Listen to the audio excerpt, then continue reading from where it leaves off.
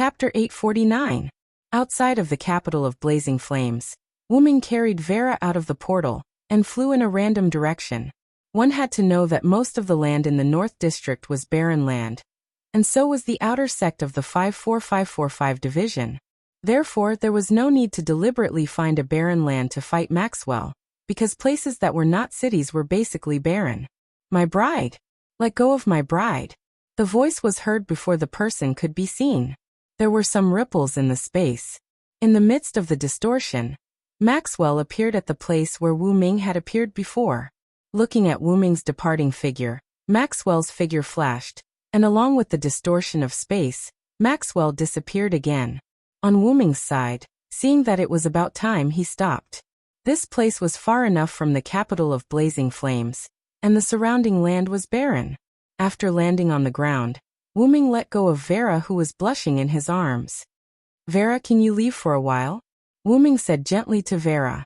Vera tilted her head in confusion at first, then nodded silently. She turned around and waved her hand, opening a door, the realm door. "Villo, be careful."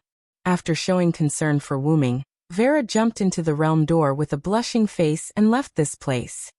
This period of time together has been an unexpected gain. Wu-Ming smiled and shrugged. Yes, that's right. Wu-Ming was referring to pure friendship. However, without waiting for Wu-Ming to think more, the space not far from Wu-Ming distorted, and Maxwell appeared in front of Wu-Ming. Maxwell, who appeared in front of Wu-Ming, did not attack, but looked around for Vera's figure. In the end, Maxwell looked at Wu-Ming with an extremely gloomy expression. "Where's my bride?" Wu-Ming smiled slightly. "Of course, she was sent to my bridal chamber." This sentence was like a fuse, causing Maxwell's eyes to suddenly bulge out, and his mental state became even more abnormal. This moment. It was as if the pain that Maxwell had suffered from Wu-Ming's attack had manifested. Maxwell howled at the top of his lungs. "Kill you! Kill you! Kill you! Kill you! Kill you! Kill you! Kill you!" The ice and fire instantly arrived in front of Wu-Ming. They were like hunting dogs, frantically biting at Wu-Ming. However, "Haven't you learned your lesson? Maxwell, didn't I tell you?"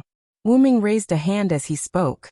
In an instant, a large amount of mana surged and burst out from Wu-Ming's palm, blasting the man-eating hound into pieces. This kind of attack is completely useless? In the face of Maxwell's attack, Wu-Ming only needed to compress his own mana and release it to break it. Yes, it was a simple release of magic power. I have to say, as a 4-digit demon king, you're really degrading yourself. Other than the fact that his immortality was more than 4 digits, Wu-Ming really could not see how Maxwell qualified as a 4-digit demon king. However, Maxwell also realized that Wu-Ming was looking down on him. Therefore he, who was basically blinded by anger, was ready to use his trump card. Maxwell waved his hand, and there was another distortion in space. Individuals appeared one after another around Wu-Ming, appearing one after another, like the twinkling stars in the sky. Those were the clones of Absolute Evil, a pure white 2-headed dragon army. And there were a lot of them. The surrounding desolate land was filled with white figures, and it seemed that they were no less than the Absolute Evil clones that attacked the Eastern District. In fact, they were even more numerous. Sure enough, these Absolute Evil clones are your doing. Thinking of the 2-headed dragons that attacked No Name, Wu-Ming was slightly angry. If Wu-Ming was not there, perhaps the entire No Name would have suffered. As a member of No Name, Wu-Ming would not allow it. But let me tell you, these things are all defeated by me. Even if the number was much more than last time, Wu-Ming was confident that he would not be killed or injured by these things. However, what he needed to worry about was that he could not let an Absolute Evil clone run into the city of raging flames. Wu-Ming could not imagine the consequences of an irrational existence with the power of a deity entering the city. At such a close distance, you won't have a chance. Without waiting for Maxwell to finish speaking, the Absolute Evil clones rushed towards Wu-Ming as if they had received an order. Indeed, as Maxwell said, the distance was too close, and Wu-Ming did not have time to chant. However, Wu-Ming's 12 clones could be instantaneously cast. But my ability is not limited to authority. In an instant, the absolute evil clones buried Wu Ming, forming a small mountain of absolute evil clones. However, immediately after that, several rays of light came out from the absolute evil clones. Do God, great God's mark. As the voice fell, an explosion occurred from the absolute evil clones. Countless absolute evils were blown to ashes, and not a single drop of blood was left behind. What? The explosion was so inexplicable that Maxwell did not understand what was going on. He saw with his own eyes that Wu Ming, who did nothing, was covered by the absolute evil clones. Do you know the Lune Rune? Wu Ming, who walked out from the center of the explosion unscathed, stretched out his finger and drew in the air as he spoke to Maxwell. The great god Odin sacrificed an eye in exchange for supreme wisdom. It's not that simple. Wu Ming casually tossed the rune that he had drawn, and a few more absolute evil clones that charged forward were instantly burned to ashes and disappeared with the wind. In order to prevent the blood of the absolute evil clones from producing new absolute evil clones, Wu Ming had been using the Lune Rune that could completely destroy the absolute evil clones. Maxwell, who understood what the Lune Rune was, could not help but frown.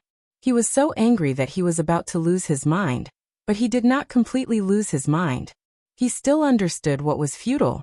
Not only that, but Wu Ming also had the powerful power of chanting, and the Manchala square that stored many divine persona equipment.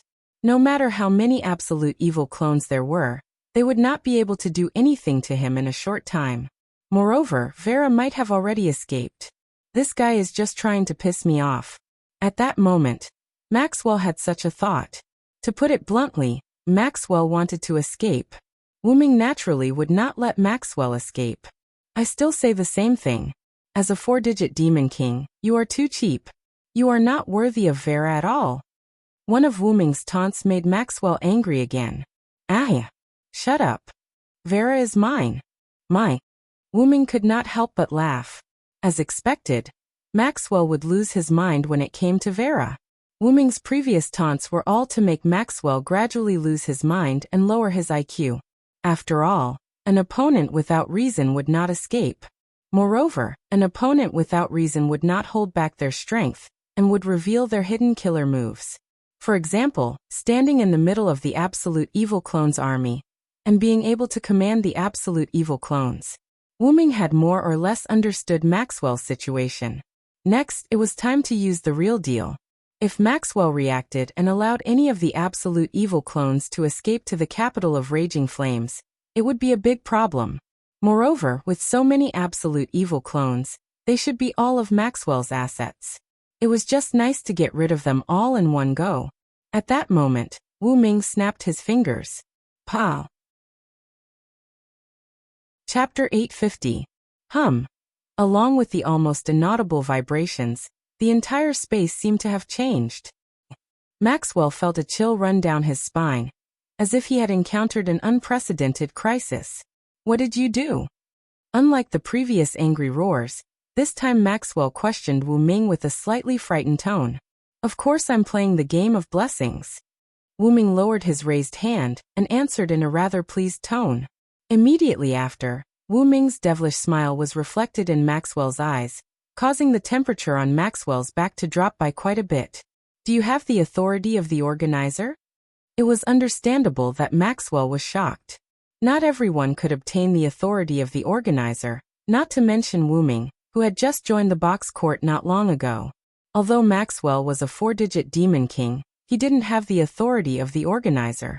There was no other reason. Although Maxwell had been in the box court longer than Wu Ming, he and Wu Ming were both considered newbies. However, this once again proved how cheap Maxwell, the 4-digit demon king, was. Wu Ming was different from Maxwell. As the root dragon, the box court naturally wouldn't be stingy with granting Wu Ming the authority of the organizer. This was an intangible benefit.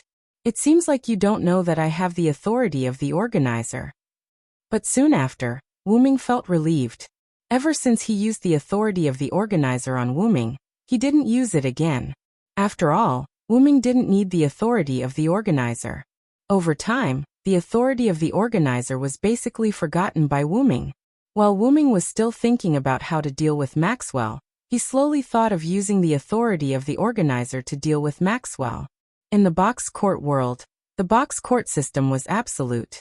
Even the humans in the final trial had to abide by the rules of the box court. If he had to find someone who wasn't restricted by the box court, it would definitely be Wuming. Of course, he had to be in his true body. Thank you for sending me these bodies of absolute evil. Judging from the number, this should be all of them. Not only will I be able to eliminate them all in one go, but I can also bury them with you. This is killing two birds with one stone. Smack! Wuming raised his hand and snapped his fingers again. A white contract document floated down from the sky and landed in front of Maxwell.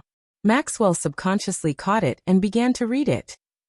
Gift game name. Challenge game contestant. Maxwell contestants winning condition. Defeat the organizer at the designated venue. Host's victory condition. The contestant cannot defeat the host within the specified time limit. Participant penalty for failure. Death oath. Respecting the above content, based on the glory, flag, and authority of the organizer, this game of blessings will be held. Seal of Originate God. This was an extremely simple bestowment competition. All one needed to do was defeat the organizer. It was as simple and crude as those demon kings who abused the organizer's authority to attack ordinary citizens. But today, the victim was a demon king with a 4-digit number. RIP! Angrily tearing the contract to shreds, Maxwell went completely mad. Ah! Hearing this heart-wrenching cry, people who didn't know would think that Maxwell had suffered a great grievance. What is it? Lord Demon King, you don't even have the courage to participate in the bestowment competition? As long as you defeat me, you can win. Wuming continued to mock Maxwell in a mocking tone, even though he was forced to participate in the gift match.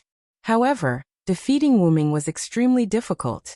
The Manchala phalanx that contained thousands of divine weapons, the divine blade of salvation, the evolved divine power obtained from killing a god, the rune script that the god Odin sacrificed one of his eyes, the martial arts that originated from the Shadow Queen Skaha, the game system magic that came from an unknown world, and the spiritual base that reached the peak of the servant. In terms of weapons, Maxwell was not as good as Wuming. In terms of magic, Maxwell was not as good as Wuming. In terms of close combat, Maxwell was not as good as Wuming. In terms of home field advantage, Maxwell was not as good as Wuming. Maxwell's bestowment could not cause any damage to Wuming. The only cheat like immortality and miraculous space jump also lost its effect after Maxwell was pulled into the game of blessings by Wuming. Although Maxwell didn't have a comprehensive understanding of Silent Wonder, he knew one thing. In a head-on battle, he absolutely couldn't win against Silent Wonder. In short, Maxwell could only die now. You want me to die? It's not that easy.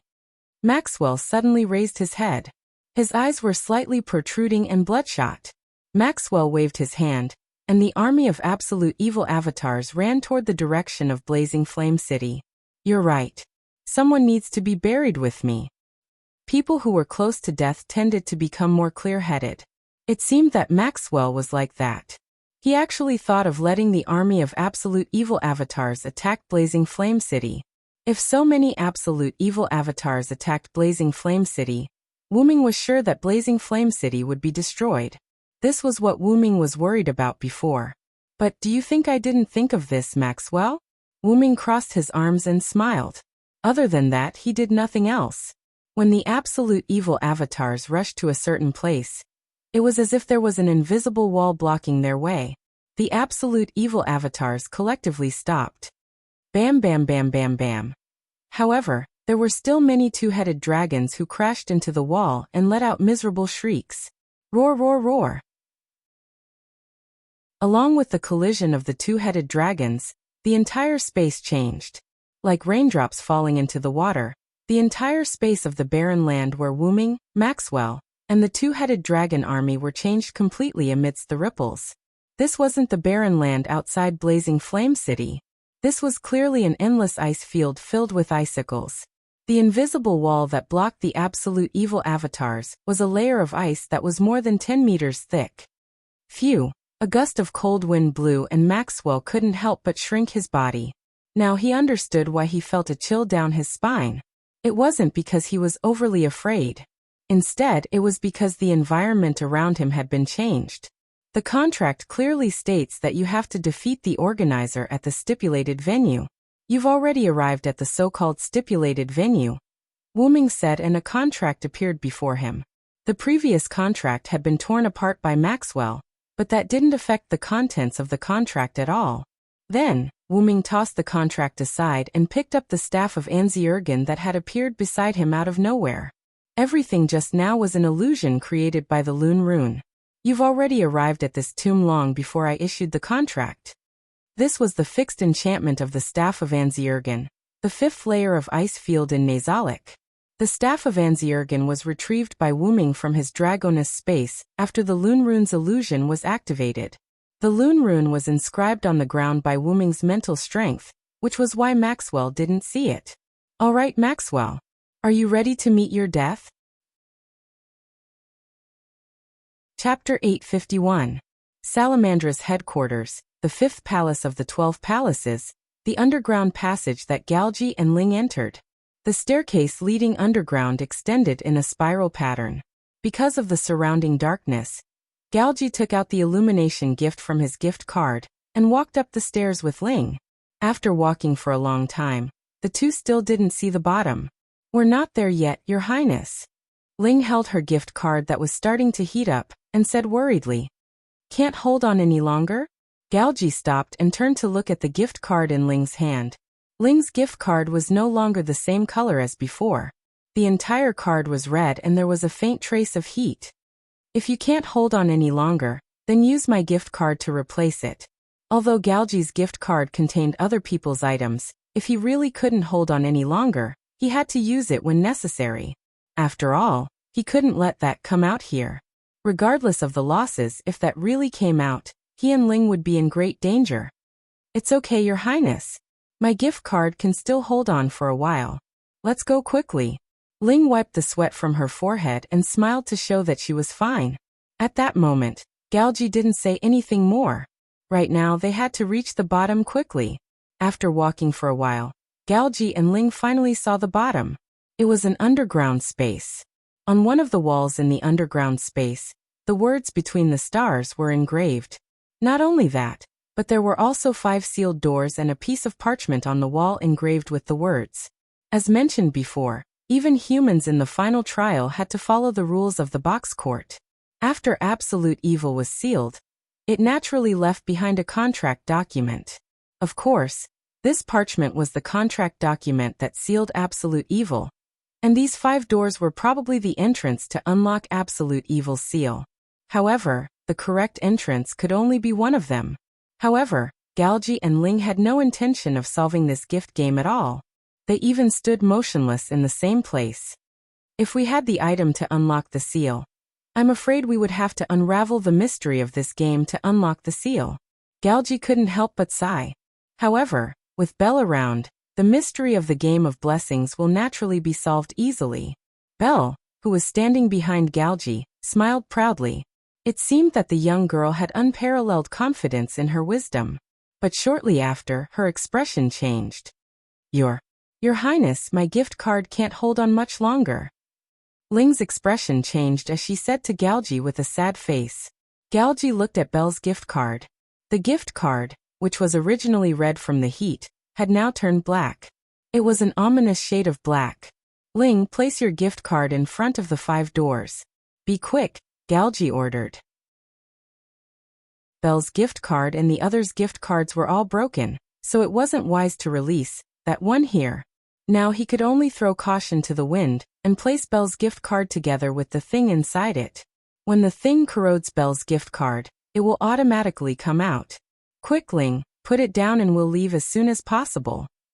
If they stayed any longer, they would probably be buried with the seal of absolute evil.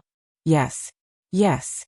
Ling immediately used her gift of distance control, and the gift card in her hand appeared in front of the 5 doors. Let's go. After Galji finished speaking, Ling immediately came to Galji's side and grabbed his arm. Ling's gift was activated again, and the two instantly disappeared on the spot, and returned to the first step of the spiral staircase. The reason why they didn't use the gift card to go to the bottom was that Ling didn't know how deep the spiral staircase was and couldn't accurately control the distance. Now that they had walked through it once, Ling had an idea of the distance from the bottom to the top. Hence, Ling brought Galji to the first step. Dong dong. Galji immediately knocked on the bronze statue blocking the entrance. This was his and Elder Ji's secret signal. A few seconds later, the bronze statue was moved away and Galji and Ling immediately came out. After Galji and Belle came out, Galao immediately put the bronze statue back in place. Your Highness, how is it? Aurora, who came with Elder Gu, immediately asked. It's ready. Let's leave quickly. Galji said without hesitation. Elder Gu and Aurora nodded. Then, the four of them immediately followed the original path and left Salamandra. At the gate of Salamandra, the member of Salamandra who went to report had already returned to his post. They actually said to let them do whatever they want. Even if we are allies with no name, they can't just do whatever they want. Although he complained like this, he knew that even though Wu Ming's community was a nameless no-name, he wasn't some insignificant character. Whether they were afraid of the other party, or they were allies. In short, Mandela's order was to wait and see. Anyway, this guard was not the leader of Salamandra, so he didn't have to worry about it. He just had to listen to the orders from above and watch his own gate. But right after that, he heard soft footsteps coming from behind him. He immediately turned around, but what greeted him was a fist that was not the size of a normal person. Who, before he could shout, he was immediately knocked out by the fist. The one who knocked him out was naturally Elder Gu in his human form. It's time to go, Elder Gu. Galji said behind Elder Ji's back. There was no telling when that would come out, so it was better to leave quickly. Elder Gu naturally understood this point, so he didn't kill him. He only knocked out the member of Salamandra who was guarding the door. The soft footsteps were caused by them walking too quickly. But since they were already at the gate, there was no need to hide it. Your Highness, do we still need to wait for Maxwell? Aurora suddenly asked. In my opinion, that guy probably ran away a long time ago. How could he beat that bastard? Ling pouted. They naturally knew that Maxwell went to find Wu Ming. With Maxwell leading Wu Ming, they were happy to see this, so they let Maxwell do whatever he wanted. And Ling and the others, who had seen how powerful Wu Ming was, naturally knew that Maxwell could not beat Wu Ming. That was why Ling said that Maxwell ran away a long time ago. As for being killed or captured by Wu Ming, it was not realistic. After all, Maxwell's immortality and escapability were top-notch. That's true, Your Highness. We should hurry and retreat. Elder Gu also advised. At that moment, Galji nodded and the four of them prepared to leave.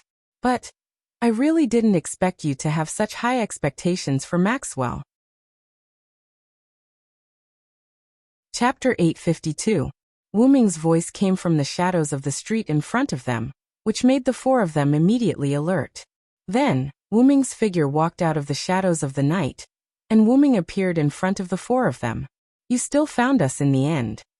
Galji closed his eyes slightly. Wu Ming being able to defeat Maxwell and find them in time was also within Galji's expectations, but the probability was very small. It's all thanks to Maxwell. Wu Ming smiled.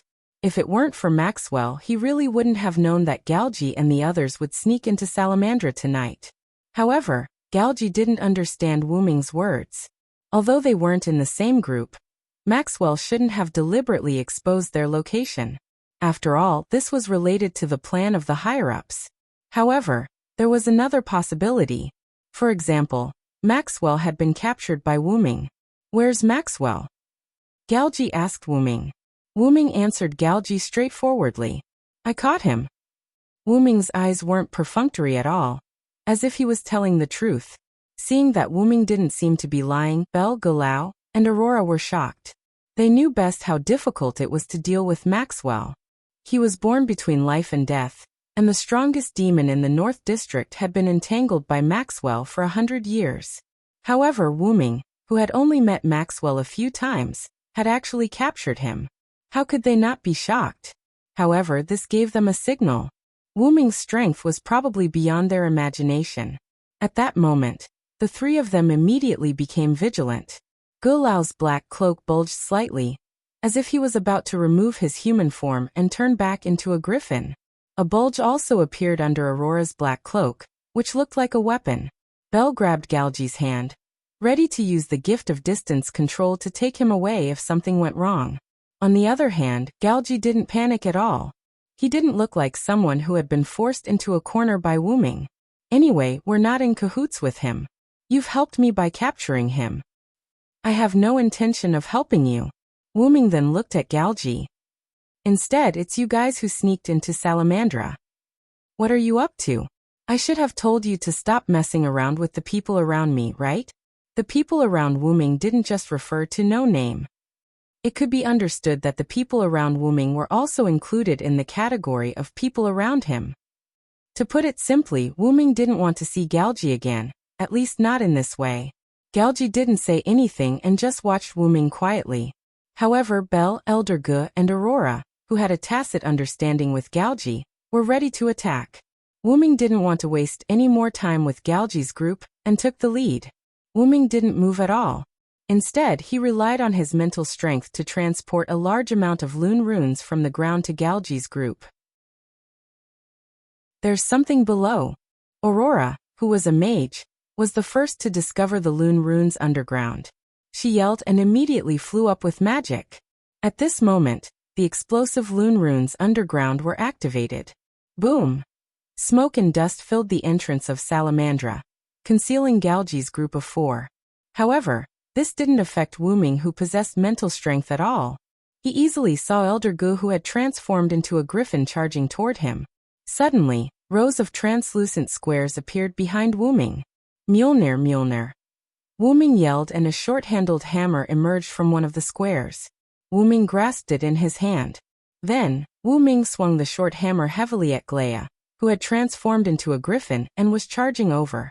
In an instant, lightning erupted from the hammer like a wave, and countless thunderbolts engulfed Glea and drowned him. Glea hurriedly retreated from the range of the thunderbolts.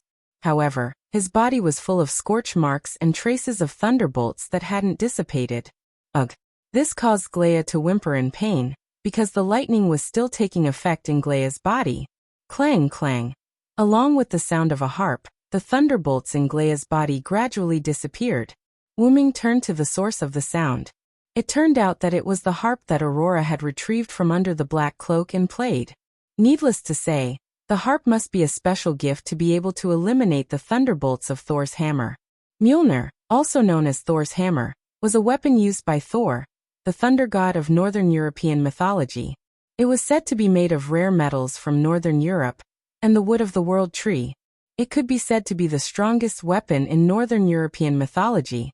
The fact that Glea could withstand the thunderbolts of Thor's hammer was enough to prove that he wasn't weak. So can you still withstand the next attack?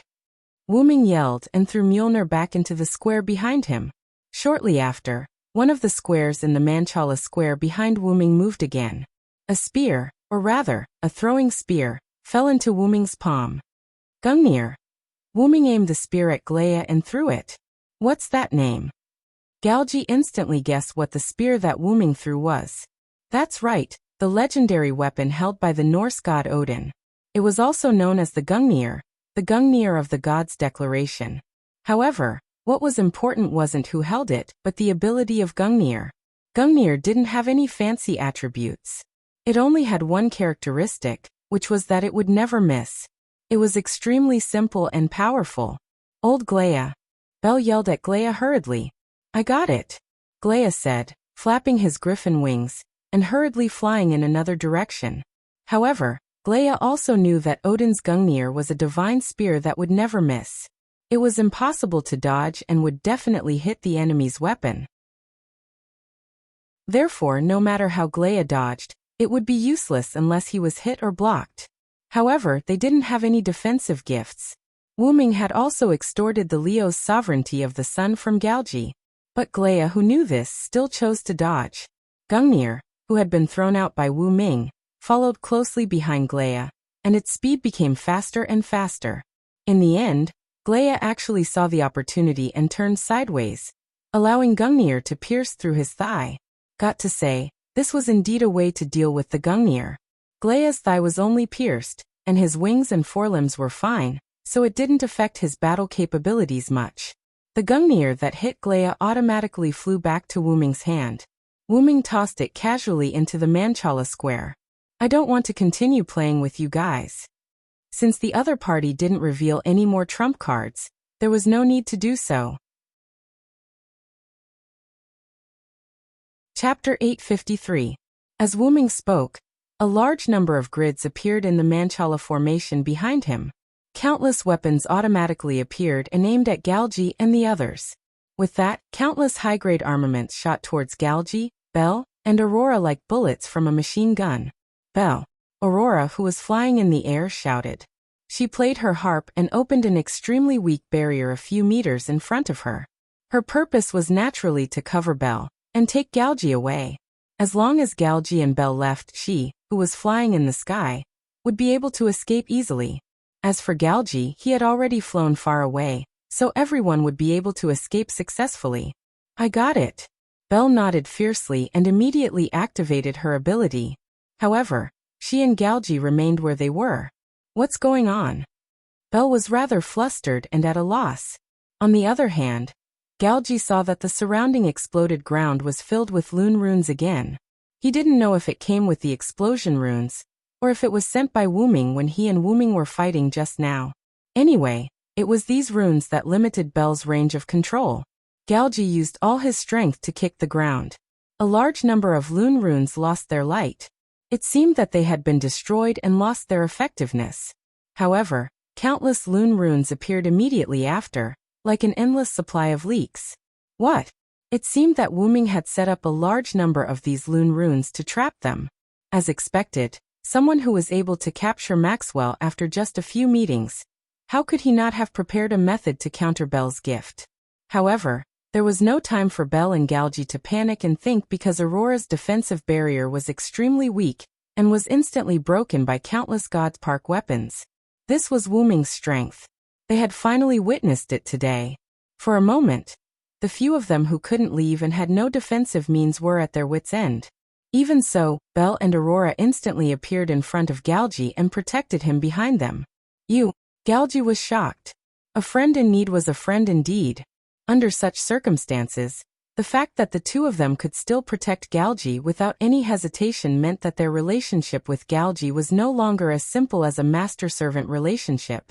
Only close companions could describe the two of them as such. However, it wasn't just Belle and Aurora. Glea was the same. Glea, who had flown far away because of Gungnir's pursuit, suddenly rushed back at an extremely fast speed. Roar! Along with a dragon's roar, Glea's griffin body shone brightly. His entire body began to expand and transform. In the end, Glea turned into a giant dragon and stood in front of Galji and the others, taking on Wuming's weapon barrage. Elder Gu. As a young girl, Belle looked at Glea, who had blocked the damage for them with heartache. Glea was the one who had blocked the Lune rune explosion for them. Then, Belle calmed down and looked at Galji. Your Highness, what should we do now? Glea used his life to create an opportunity for them, so Galji had to give instructions on what to do. No matter if it was to attack or retreat, Galji had to make the decision. They were blocked by Wuming as soon as they stepped out of Salamandra. Belle's gift wasn't effective at the moment, Aurora wasn't of much use, and they couldn't defeat Galji in a head-on battle. Glea was also enduring the pain of taking on the weapon barrage for the three of them. Given the current situation, it seemed like retreating to the base of Salamandra for the time being was the wisest choice. However, such a huge commotion at the entrance of Salamandra naturally attracted the attention of the insiders. As a mage, Aurora could clearly sense that there were already many people rushing over here. Besides, if they hid inside Salamandra, they would eventually be discovered, especially when Wuming was still here. Besides, they couldn't give up on Glea. Get ready, I'm going to forcibly release another cosmology. Galji's eyes suddenly became cold. The so-called another cosmology was another universe, and it was also a powerful force that Wuming didn't know about in the Box Garden world. It could be understood as a gift that could infinitely magnify one's own universe to interfere with the outside world. This explanation seemed similar to the inherent enchantment that materialized the mind of a magician, but at the end of the day, another cosmology was many times more powerful than the inherent enchantment. This was because the simulation of another cosmology was infinitely magnifying the cosmology one belonged to. This was not something that a mere magician's spiritual landscape could compare to. Moreover, the holder of another cosmology was basically the center of every group of gods, or rather, those who possessed another cosmology often had the ability to become the center of a group of gods.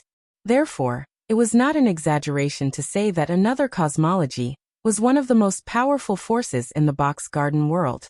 But, Your Highness, Ling couldn't help but worry. As one of the strongest forces in the box garden, each another cosmology had its own restrictions and conditions. In order to use another cosmology, the restrictions had to be lifted or the conditions had to be met. And Galji's another cosmology required him to hold the sovereignty of the sun in order to activate it. If it was forcibly activated, failure was considered good, but serious injury or even death was very likely. However, their only two sovereignty of the sun, Leo's and Ophiuchus's, had been threatened by Wuming. In the current situation, it was extremely difficult for Galji to activate another cosmology. However, looking at Glea, who was unconscious and was only instinctively protecting them, Galji couldn't help but clench his fists. Since they had been forced to this extent, Galji would feel bad if he didn't teach Wuming a lesson. His another cosmology was a powerful trump card that could even kill the Demon King in one blow. Even Maxwell, who had an extremely powerful immortality, was no exception. Wuming was just a mere spirit. No matter how strong he was, it was impossible for him to withstand the damage caused by the another cosmology if he was caught off guard. If he was successfully launched and hit, he would die without a doubt. It could be regarded as relieving his worries. Anyway, that had been placed at the entrance of the seal of absolute evil. As long as the time was up, that would erode the seal of absolute evil, and absolute evil would break out of the seal. First, they had to get through the difficulties in front of them. Then, they could fish in troubled waters and escape from here. As for using the Pandora's box that Maxwell carried to retrieve that, what a joke. Galji and the others were preparing to take advantage of the chaos after unlocking the seal of absolute evil to eliminate Maxwell, who was sent to monitor them, and escape from the control of the higher-ups. Therefore, at present, as long as they released another cosmology, eliminated Wuming in one fell swoop, found Maxwell who was captured by Wuming, and eliminated him, they would be completely free. Do you dare to bet? Galji suddenly asked. Your Highness, no matter what, I will be by your side. Ling looked at Galji with an extremely determined gaze. Me too, Your Highness. Aurora echoed. Galji smiled. Then Galji immediately gave orders. Aurora, when I say start later, move Gulao away. Ling, please help me block the Godhead equipment that might break through the moment Gulao is moved away. Yes, Your Highness. Ling and Aurora responded in unison. Victory or defeat depended on this. Chapter 854. Wuming, who was continuously attacking Galji and the others through the Manchala Phalanx's weapon salvo, intentionally lowered the level of the weapon he released when he saw Glea blocking in front of Galji and the others. After all, Wuming didn't want to kill anyone in the first place. The weapon salvo he fired at Galji and the others was just for show. At most, it would only injure them severely, but it was impossible to kill them. But who would have thought that Glea would suddenly rush in front of Galji and the others? However, even if he intentionally lowered the level of the weapon he released, it was not something Glea's body could withstand. Just as Wuming was about to stop the projection of the Manchala Phalanx, Glea's entire dragon body seemed to be pulled by an external force and moved away. Then a ray of light charged at Wuming. Wuming subconsciously threw defensive weapons from the Manchala Phalanx, but the ray of light instantly passed through these defensive weapons and arrived in front of Wuming. Not only was Wuming surprised that the ray of light penetrated the defensive weapons, but he was also surprised by the power contained in the ray of light.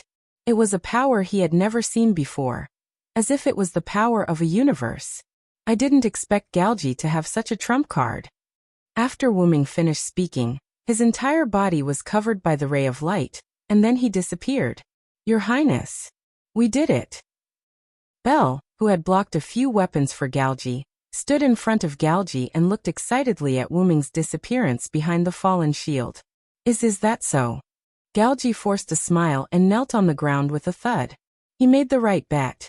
Although it didn't seem to be very powerful, the simulated cosmology was successfully released. However, the price of forcibly releasing the simulated cosmology was not small. Your Highness. Belle hurriedly supported Galji with a worried expression. Quick, Belle. You and Aurora go check on old Gu first. Galji knew that he wouldn't die for a while, but Glea looked like he was about to die. Glea had already reverted from his dragon form to his griffin form. His wings and back were badly mutilated, and the griffin had fallen into a coma. Don't worry, Your Highness. I've already given Glea a simple treatment. The most important thing now is to leave this place. Aurora used magic to carry Glea and landed beside Galji. Galji nodded and stood up with Belle's help. That's good. Let's leave quickly. And at this moment, where Wuming had disappeared, a sacred sword filled with a powerful and ancient aura appeared. If I remember correctly, this should be a weapon called the Divine Blade of Salvation, right? Ling pondered. Then she smiled. Looks like Your Highness killed the opponent and the gift automatically dropped.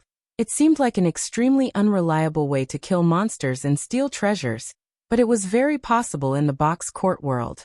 After all, gifts were different from individuals. Some special gifts would automatically drop after the death of the original owner. It seemed like this was the case with the Divine Blade of Salvation. Your Highness, I'll go and get that sword. Ling entrusted Galji to Aurora and ran in the direction of the Divine Blade of Salvation. Wait, Ling. Galji subconsciously felt a trace of uneasiness and wanted Ling to come back. After all, there was another possibility for the gift to drop apart from killing someone. For example, the original owner of the gift was not dead. Looks like that universe-like power is your trump card, Galji. Wuming's voice entered Galji's ears.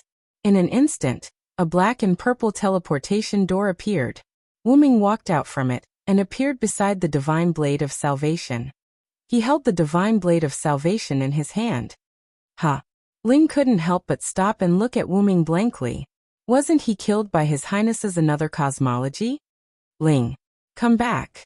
Galji snarled. Ling reacted instantly to Galji's roar, but the runes on the ground were still in effect. These runes weren't powerful Lune runes.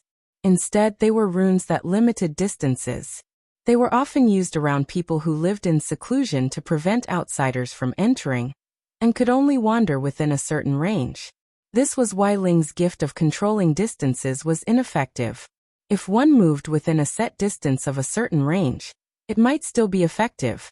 But if one moved beyond this range, it was equivalent to being ineffective. This was why Ling's gift was as though ineffective. At that moment, Ling had no choice but to turn around and run toward Galji. But how could Wuming let her go? Along with the sound of chains, Ling felt a heavy blow to the back of her head.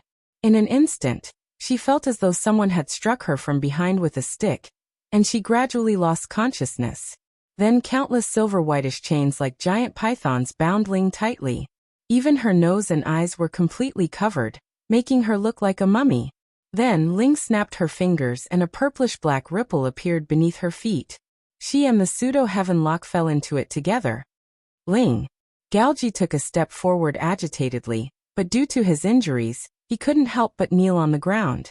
Fortunately, Aurora was there to support him. Don't worry, I'm not that cruel to kill her. I only captured her. Wuming approached Galji step by step with the Blade of Salvation in his hand. Don't come over. Aurora raised her courage and roared at Wuming with her harp. However, this didn't have any effect on Wuming's advance. How about another deal? Wuming ignored Aurora and turned to Galji. Tell me your purpose in entering Salamandra, and the sequence of events. Don't even think about it. Aurora wanted to attack again, but Galji grabbed her arm. Galji silently shook his head, indicating that Aurora shouldn't make any unnecessary resistance. Simply put, she should endure and not get hurt for no reason. At this time, The last Salamandra troops to arrive surrounded Galgi, Wu Ming, and the others. "Stop!" Mandela shouted in high spirits. Then he was glared at by Wu Ming. However, Mandela had to endure. "Take these people down." Mandela pointed at Galgi and the others. Then, the members of Salamandra stepped forward and prepared to take Galgi and the others into custody. At this time, there was a violent tremor inside Salamandra. Rumble. The earth shook. Chapter 855. Galgi looked at the epicenter and found that it was the fifth palace. That direction. Not good. Mandela's expression suddenly changed as he looked in the same direction. "Quick, inform everyone to evacuate the residents of Blazing Flame City. Get everyone to leave Blazing Flame City immediately. Move quickly." Mandela calmly gave the order. After that, the troops of Salamandra ignored Galgi and Wu Ming and began to carry out Mandela's orders. After that, Mandela looked deeply at Wu Ming, Galgi and the others, and then rushed into Salamandra. "As you can see, the seal of absolute evil has been broken." Seeing that the outsiders had left, Galgi spoke. Galgi noticed that Wu Ming's expression had also changed, but Wu Ming's expression was neither fear nor shock, but joy and melancholy. "I think I know how you broke the seal of absolute evil, Galgi." This was because Wu Ming felt the aura of his main body. It seemed that his main body was in Salamandra, which was why Wu Ming was so happy. Only Wu Ming's main body, the root dragon, was immune to the rules of the box court, and could break the seal of absolute evil without the tools to break the seal. "Let's change the deal. Tell me all the information about absolute evil." Since the seal had been broken, it was time to collect information to deal with absolute evil. Wu Ming snapped his fingers. Pa! Along the way, a white contract document appeared in Galgi's hand. Organizer Authority. Seeing this contract document, Galgi was shocked. He now knew why Wu Ming could capture Maxwell. It was because of the Organizer Authority. Then, Wu Ming took out the staff of Ains Ergong and tapped it lightly on the ground. Galgi, Aurora, and Glea disappeared on the spot. They were forcibly sent to their own space by Wu Ming. Then, Wu Ming chanted the words of the spirit. "My contract, my kin, I am the place where the tributaries converge. Bind with me, heed my call, obey my command, appear." Then a figure appeared behind Wu Ming. It was Wu Ming's eighth incarnation, the kin. The Wu Ming that Galgi had destroyed was actually one of Wu Ming's kin clones. Only the blade of salvation that the clone at that time was given by the main body. Then, Wu Ming handed the staff of Ains Ergong to the clone. The clone nodded and tapped the ground with the tip of the staff. The clone also disappeared. He went to the intrinsic barrier to make a deal with Galgi and the others, or rather, to act as the host of the game of gifts. However, the gift competition that Wu Ming forced Galgi and the others to participate in was different from the one that he forced Maxwell to participate in. This time, Wu Ming prepared the gift competition for Galgi, and the others only to fish for information. Wu Ming even cautiously divided the three of them into different spaces. Although it was a temporary imprisonment, Wu Ming was not prepared to let Galgi and the others go so easily this time. Firstly, the disaster they caused this time was quite serious. Secondly, Galgi unlocked the seal of absolute evil. Not only did he release Wu Ming's main body, but he also released the remaining black mud that was attached to Wu Ming's main body. Back then, the black mud exploded deep into Wu Ming's body. In such a short time, it was impossible to clean up the black mud. Even if the inside of his body was cleaned up, it was inevitable that there would be black mud outside of his body.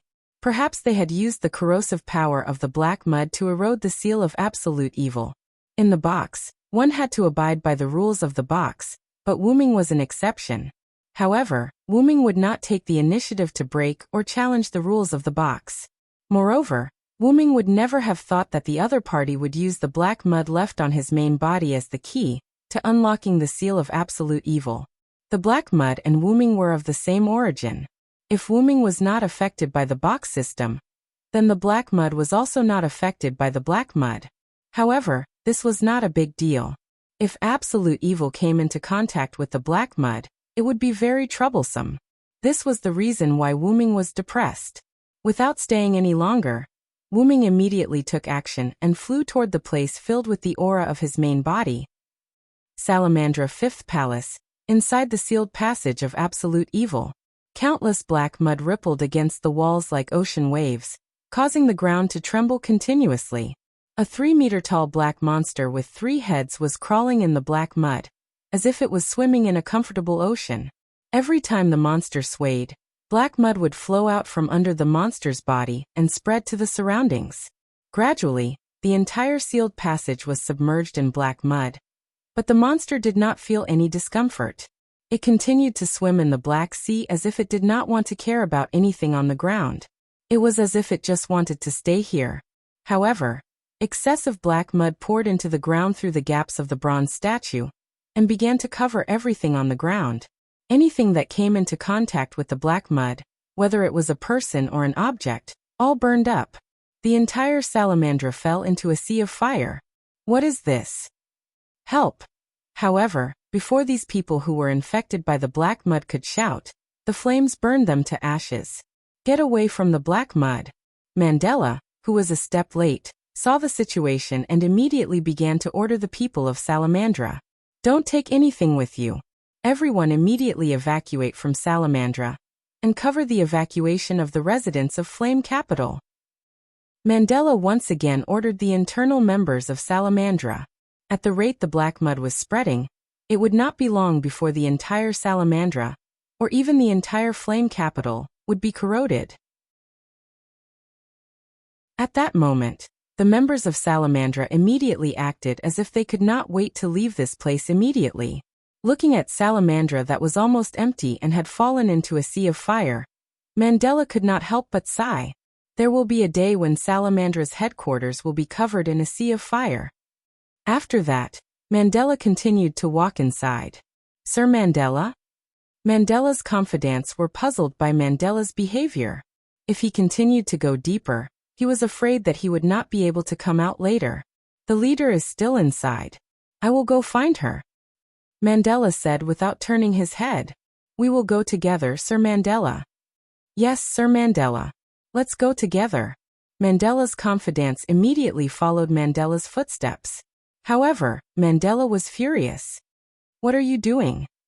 Can't you see that everyone who is touched by the black mud is burning? Retreat. Even the members of Salamandra who had the bloodline of the fire dragon could not hold on for more than a second. This showed how powerful the black mud was. However, one of Mandela's confidants immediately answered. But Sir Mandela, we cannot abandon you. Nor can we abandon Lady Shadora. The others did not speak, but their eyes were extremely serious. They looked like they would not leave no matter what Mandela said. It could only be said that they were indeed members of Salamandra who had the bloodline of the fire dragon. Their stubbornness was exactly the same as Mandela, who also had the bloodline of the fire dragon. At this moment, Wu-ming flew in. Leave Shadora to me. Hurry up and evacuate the residents of Flame Capital. Don't let the black mud touch them. Otherwise it will be over. As Wu-ming spoke, he flew in from the back. He did not stop all the way and flew directly into the interior. Obviously, he did not give Mandela and the others a chance to choose. Then I will leave Shadora to you. Mandela was also a reasonable person. Since Wu-ming wanted to go in, he would be a burden if he followed him in. Everyone, follow me to evacuate the residents of Flame Capital. With that, Mandela left with his confidants. Wu-ming, on the other hand, went deep inside Salamandra.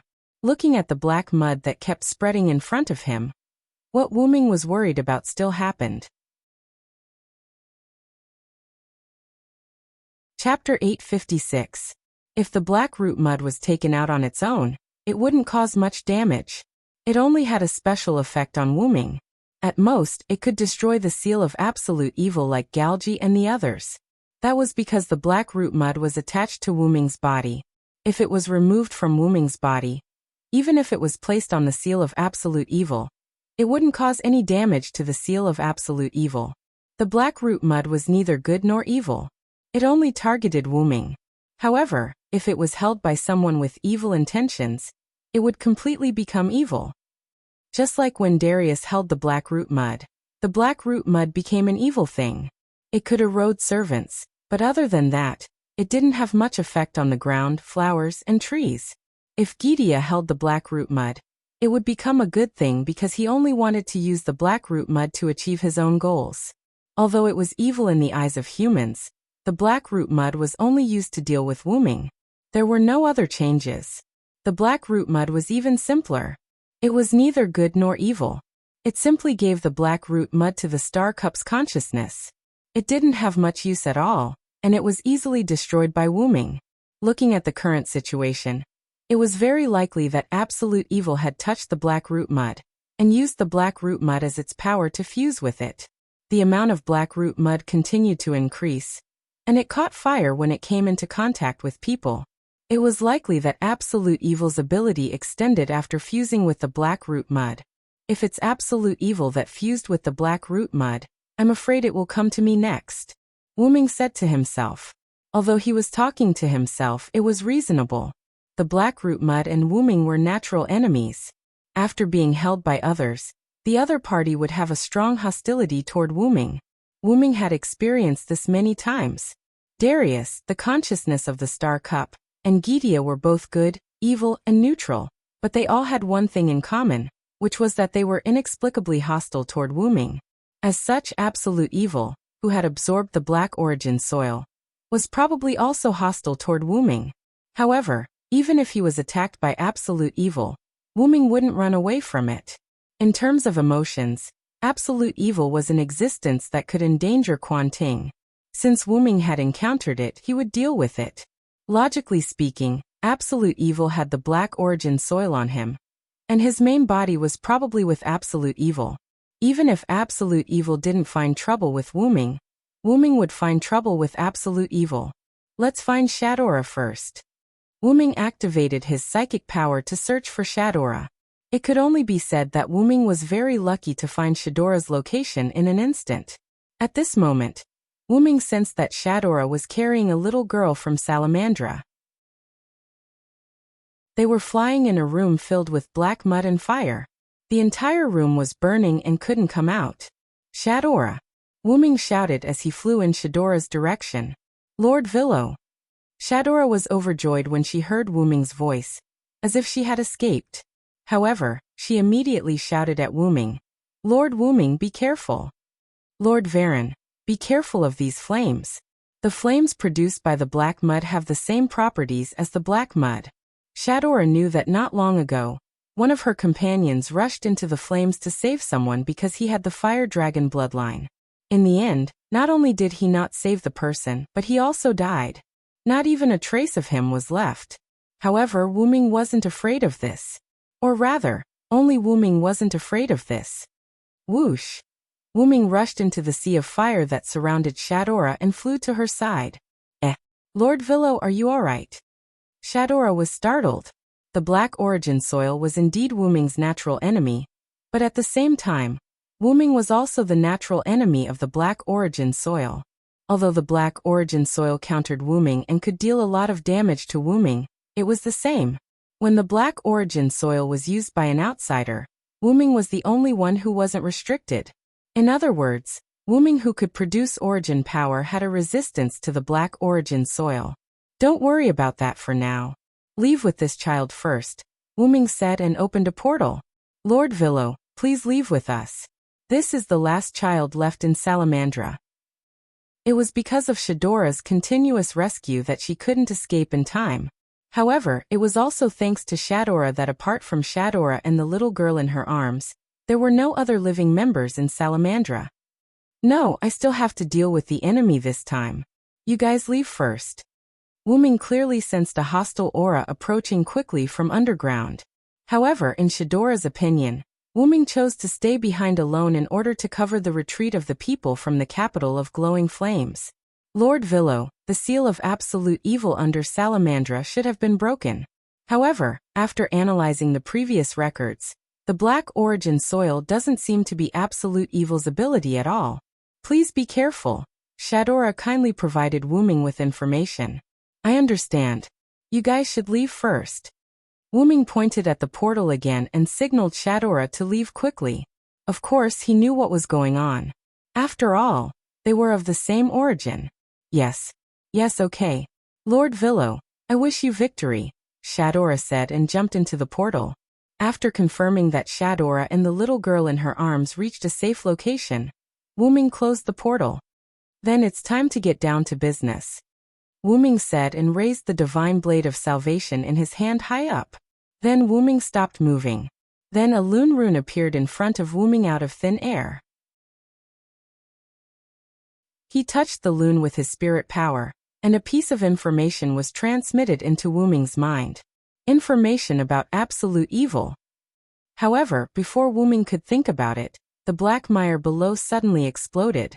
Wu Ming subconsciously slashed at the black mire below him. In an instant, the lightning of salvation that had been brewing on the divine blade of salvation suddenly exploded and hit a three-headed monster that had just jumped out of the ground. Roar! The monster let out an angry roar. It seemed that it was hurt by Wu Ming's attack. It really merged. The monster seemed to have been corroded by the black mire and lost its mind. Although the monster was covered in black mire, Wu Ming could vaguely see that its head was that of a dragon's. The information just now told Wu Ming about absolute evil, including what its true form was.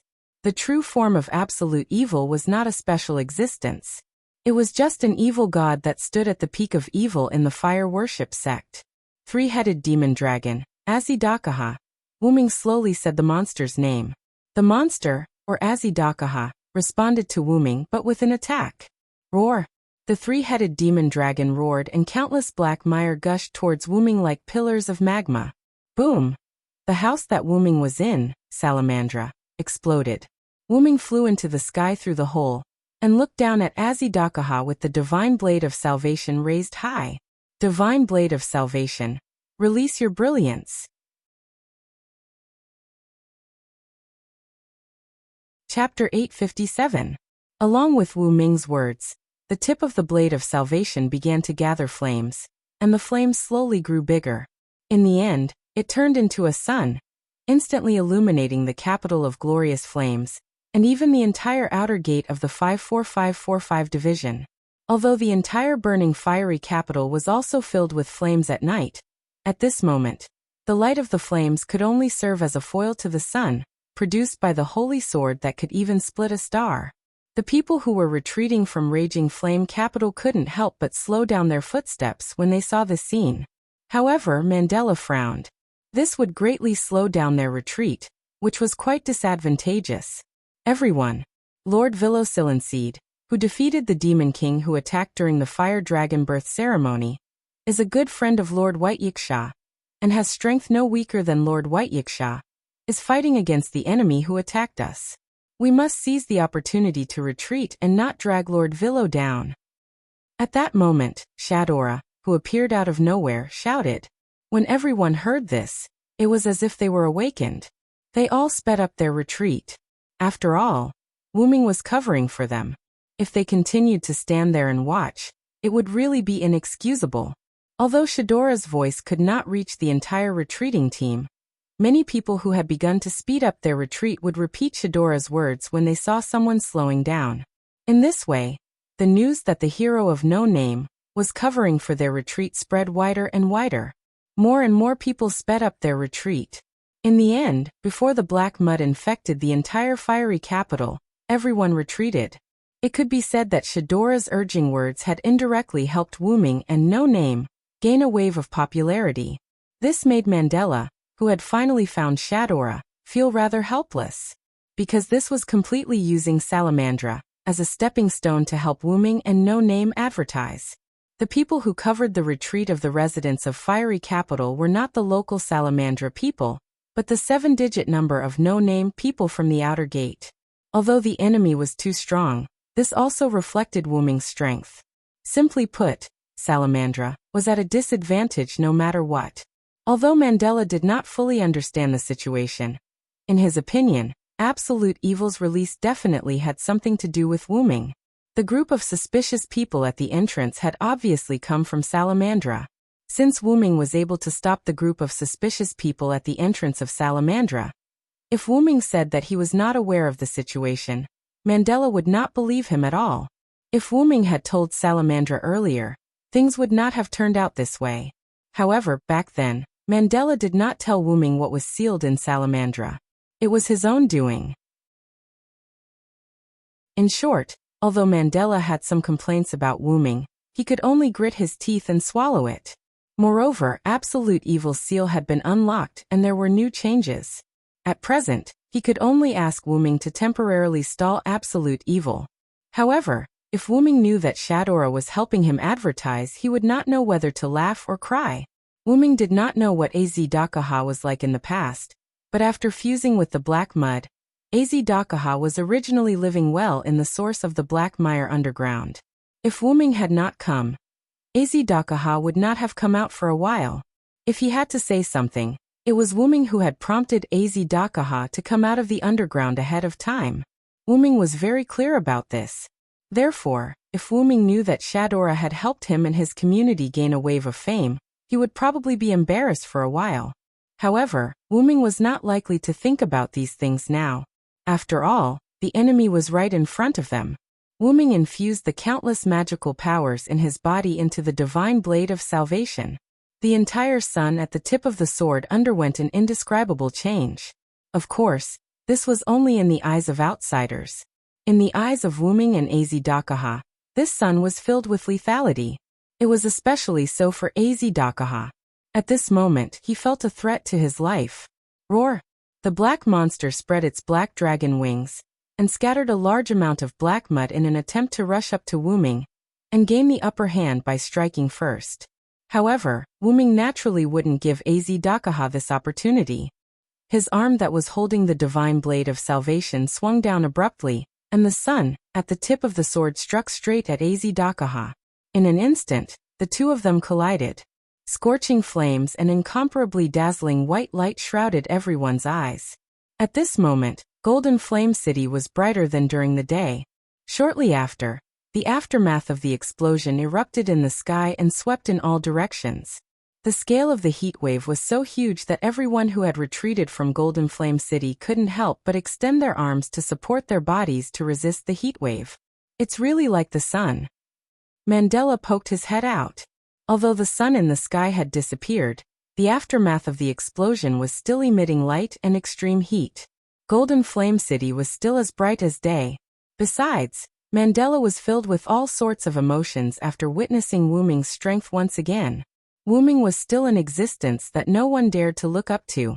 However, unlike Mandela, the others were more concerned about whether the monster had been defeated by Wuming. Has it been defeated? It was unknown who said this. At this moment, before the aftermath of the explosion in the sky dissipated, a black figure fell from the sky. Everyone focused their gaze and realized that it was the black monster. The monster was defeated by the hero. However, before everyone could rejoice, they realized that the black mire on the ground had begun to extend toward the sky as if it was going to catch the monster. In fact, that was indeed the case. The black monster was caught by the high platform made of black mire. The monster stood firm and looked at the sky again, as if provoking the hero who had just shot it down. This was also a signal that the monster had not been defeated by the hero. It had only been shot down, and the danger was still there. Cover the evacuation of the residents immediately. Mandela, who saw this scene, immediately ordered the members of Salamandra. Mandela thought to himself, as expected, it's impossible for the opponent to be defeated by a non-human existence in the final trial. Golden Flame City was no longer safe, and the entire outer gate of 54,545 was no longer safe either. They had to evacuate from this outer gate as soon as possible. Yes. Some of the members of Salamandra seemed to have yet to react to the series of events just now. They were stunned for a while before agreeing. After Mandela's reminder, all the residents of Golden Flame City hurriedly took action. They were not fools. It was obvious that the monster could not be killed in a short time. Moreover, the black mire was still spreading, so they had to retreat to a safer place. Fortunately, because they had just experienced the Demon King's attack during the day, not all the residents of Golden Flame City returned to Golden Flame City. In addition, the people of Box Ting were used to various disasters, so the following retreat was more orderly. If it were ordinary people in the outside world, The fire caused by the black mire would have burned everyone to ashes. Wuming, who was flying high in the sky, looked at the people around Golden Flame City gradually dispersing. He was inexplicably relieved. Chapter 858. Wuming could not understand what was going on in the minds of the residents of the box. In the face of such a disaster, they just stood around and watched? Why were they so calm? But at least they retreated in the end. With that in mind, Wuming looked down at Aziz Dakaha, who was staring at him like an abyss. In this way, Wuming could deal with this guy with peace of mind. According to the information provided by Galji, Aziz Dakaha, the absolute evil, was originally an evil god at the peak of evil in the Persian Zoroastrianism mythology. For some reason, he became the absolute evil in one of the final trials of humans in the box. Wuming was not afraid of Aziz Dakaha. After all, he was just an evil god. Wuming had never been afraid of gods. The half-godslayer authority he obtained in the godslayer world constantly reminded Wuming that Aziz was a god that needed to be killed. The reason why it was half-godslayer was because Wuming's previous deeds had been completed in the godslayer world, and he had obtained the half-godslayer qualification. Wuming had left his inheritance in Uruk, and he had killed the last king, Rama, and replaced him. It could be said that Wuming was a contradictory existence that was both a godslayer and a god. However, Aziz Dakaha was not just an evil god in the Zoroastrianism. In this box, he had become one of the final trials of humans.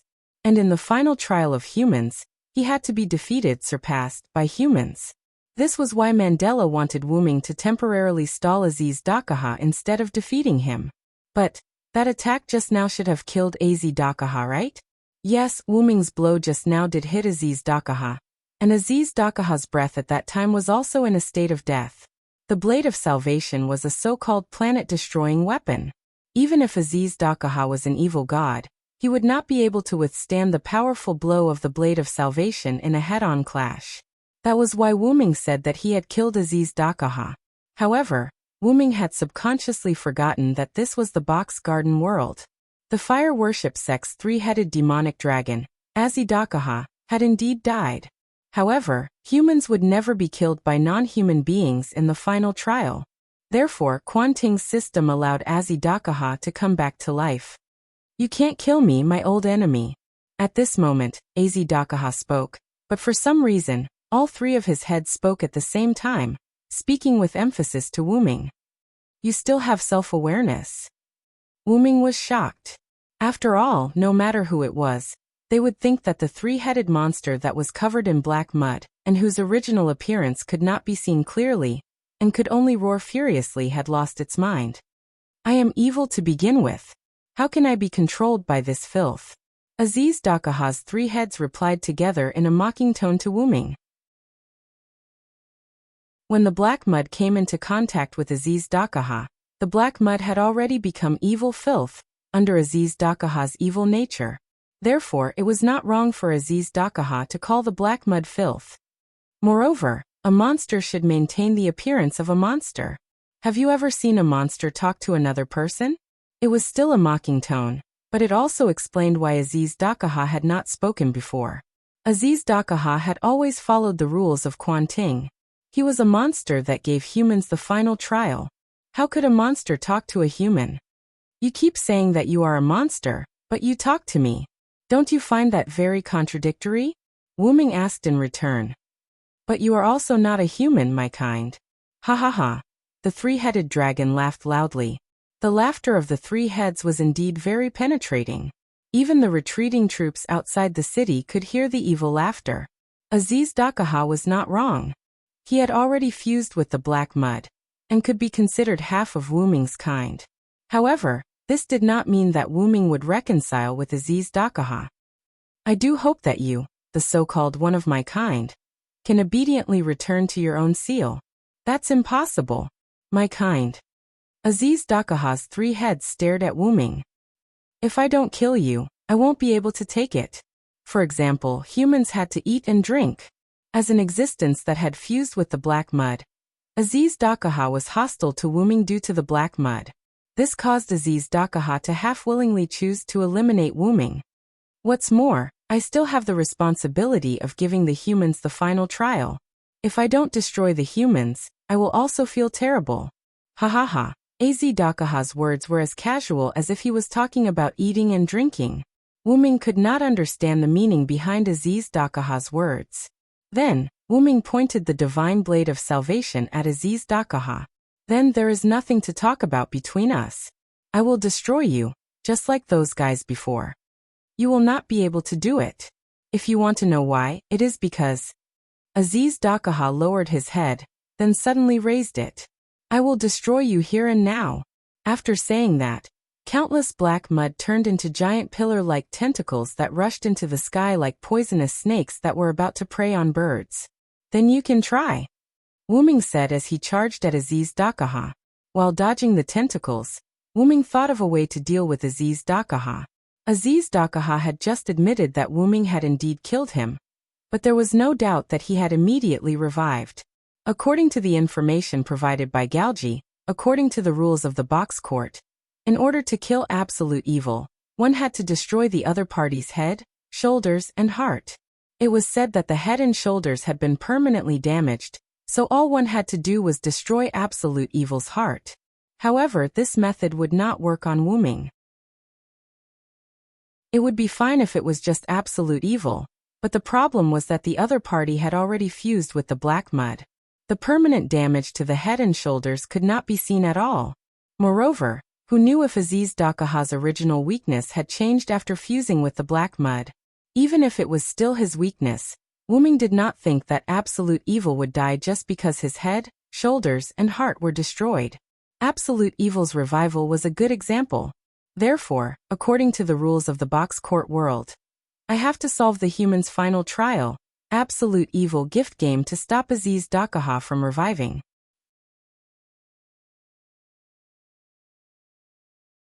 Chapter 859.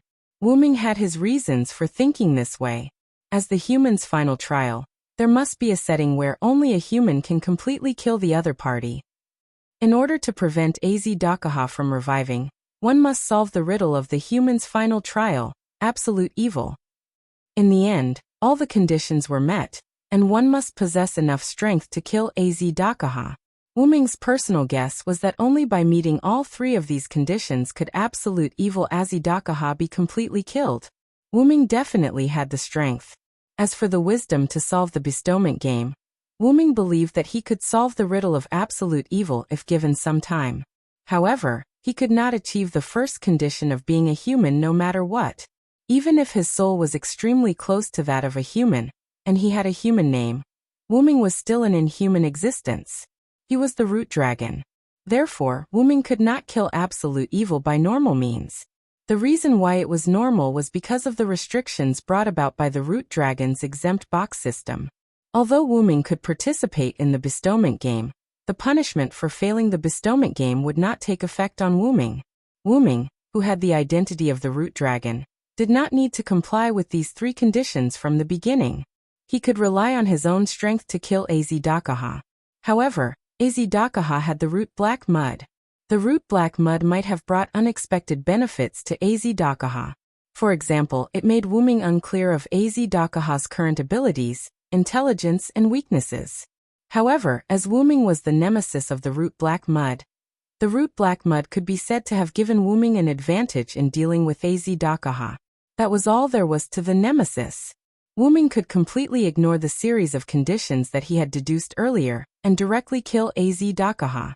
Therefore, from the beginning, Wuming only needed to use the power of the root dragon to ignore all factors, and achieve the conditions to directly kill Azedakaha. Of course, Wuming only thought of this now, but there was a blind spot at the moment. Whether this body can produce the power of origin is another matter. While dodging the black mud tentacles, Wuming could not help but frown. Although when he returned to the box, Wuming adjusted the spiritual base to the perfect standard for a servant, Wuming was still unsure whether it could produce the power of origin. As the clones of the heroic spirits, the attributes of the servant's interface were fixed. Wuming's spiritual base was the same. Although Wuming had broken this rule a few times, there was a reason for it. When he fought against Garna, The last noble phantasm that Wu Ming used was a temporarily modified noble phantasm. The reason why it could be like that was because at that time, Wu Ming's servant identity was Sodlek, which was a character that Wu Ming had fabricated in history, so he could change it however he wanted. Secondly, the world at that time was the native world of the inhibitors, and the inhibitors had a lot of power at that time, so they did not want the humans to be burned down. Because of these 2 points, Wu Ming's spiritual base could be arbitrarily modified on the spot at that time. Also, relying on the power of the Holy Grail to modify the spiritual base, Wu Ming changed from Saber Sodlek to Caster Uruk Hyunryong. After all, the Holy Grail was a cheat, and Wu Ming himself was also a cheat, so it was not surprising that he could do this. Now, if Wu Ming wanted to modify the spiritual base on the spot, apart from being in the root, he had to rely on Wu Ming's own body, or his original body. The first time Wu Ming used the power of the root was when he faced Gidia. Although he could use it inexplicably, because Wu Ming's body had stayed in the root for a long time, his body had evolved, so Wu Ming, who often used his clones, was not very clear about it. However, it was the innate power of the root dragon, so it was reasonable for Wu Ming to master it. However, Wu Ming's experience of using the power of the root was only that one time. After all, since then, Wu Ming's body fell into the box garden world and disappeared. Now that he didn't have the Holy Grail, nor did he have any restraining power, and his main body was nowhere to be seen, Wu Ming had no way to change his current spirit base. Wu Ming clearly sensed the aura of his original body just now, but he couldn't sense it now. If Wu Ming didn't look for Shadora, he might be able to find his original body. But if he didn't look for Shadora, perhaps, no, it should be certain that something would happen to Shadora today. However, Wu Ming didn't regret it. Although he hated Mandela, he didn't hate Shadora. This little girl who worked hard for the community made him realize that Shadora was worth Wu Ming saving. Anyway, even if Wu Ming didn't save Shadora and directly went to the location of his original body, Wu Ming might not be able to find his original body. After all, Azidakaha was there. I'm afraid that my original body was covered by the black mud again. If there was anything that Wu Ming could think of that could conceal his original body's aura, it would be the black mud. Or perhaps, my original body is now in Azidakaha's body. While pondering, Wu Ming avoided the black mud tentacles and arrived before Azidakaha. Roar! Azidakaha wasn't afraid of Wu Ming. He stood up in his human form and coalesced a huge blade from the black mud, slashing it at Wu Ming. Wu Ming raised his divine blade of salvation to meet the attack. Countless lightning of salvation attached to the divine blade of salvation exploded. In an instant, Azidakaha, who had already stabilized his body, pointed at Wu Ming. Countless black mud tentacles flew around Wu Ming and wrapped Wu Ming into a sphere that kept compressing. At this moment, a thunderous sound came from the sphere formed by the black mud tentacles wrapped around Wu Ming. Boom! Then, the black mud sphere slowly disintegrated, revealing Wu Ming in the center of the sphere, unharmed. Wu Ming's spirit base couldn't produce origin power on its own, but as an entity that had fused with Wu Ming's main body. The divine blade of salvation had also been strengthened to a certain extent during the Great Origin. While it couldn't completely suppress the black origin soil, it was still tainted with a bit of origin power. Combined with the divine blade of salvation's extraordinary nature, the divine blade of salvation should be able to deal with a certain amount of black origin soil. It should be noted that the divine saber of salvation could easily kill Azidakaha with a single strike. The best example was the divine saber of salvation's ability to kill Azidakaha with a single strike. But that wasn't enough. Just relying on the divine blade of salvation was not enough to kill the final trial's absolute evil, Azidakaha. After all, a quantitative change would lead to a qualitative change. Azidakaha had now become a vessel for secreting the black mud. Just relying on the divine blade of salvation was not enough. You're still somewhat capable, aren't you? Azidakaha said as a pair of black shadow-like wings appeared on his back. Then the black mud on Azidakaha's body spread over his wings. His shadow wings became tainted wings filled with black mud. Then let's continue. Let's continue our fight.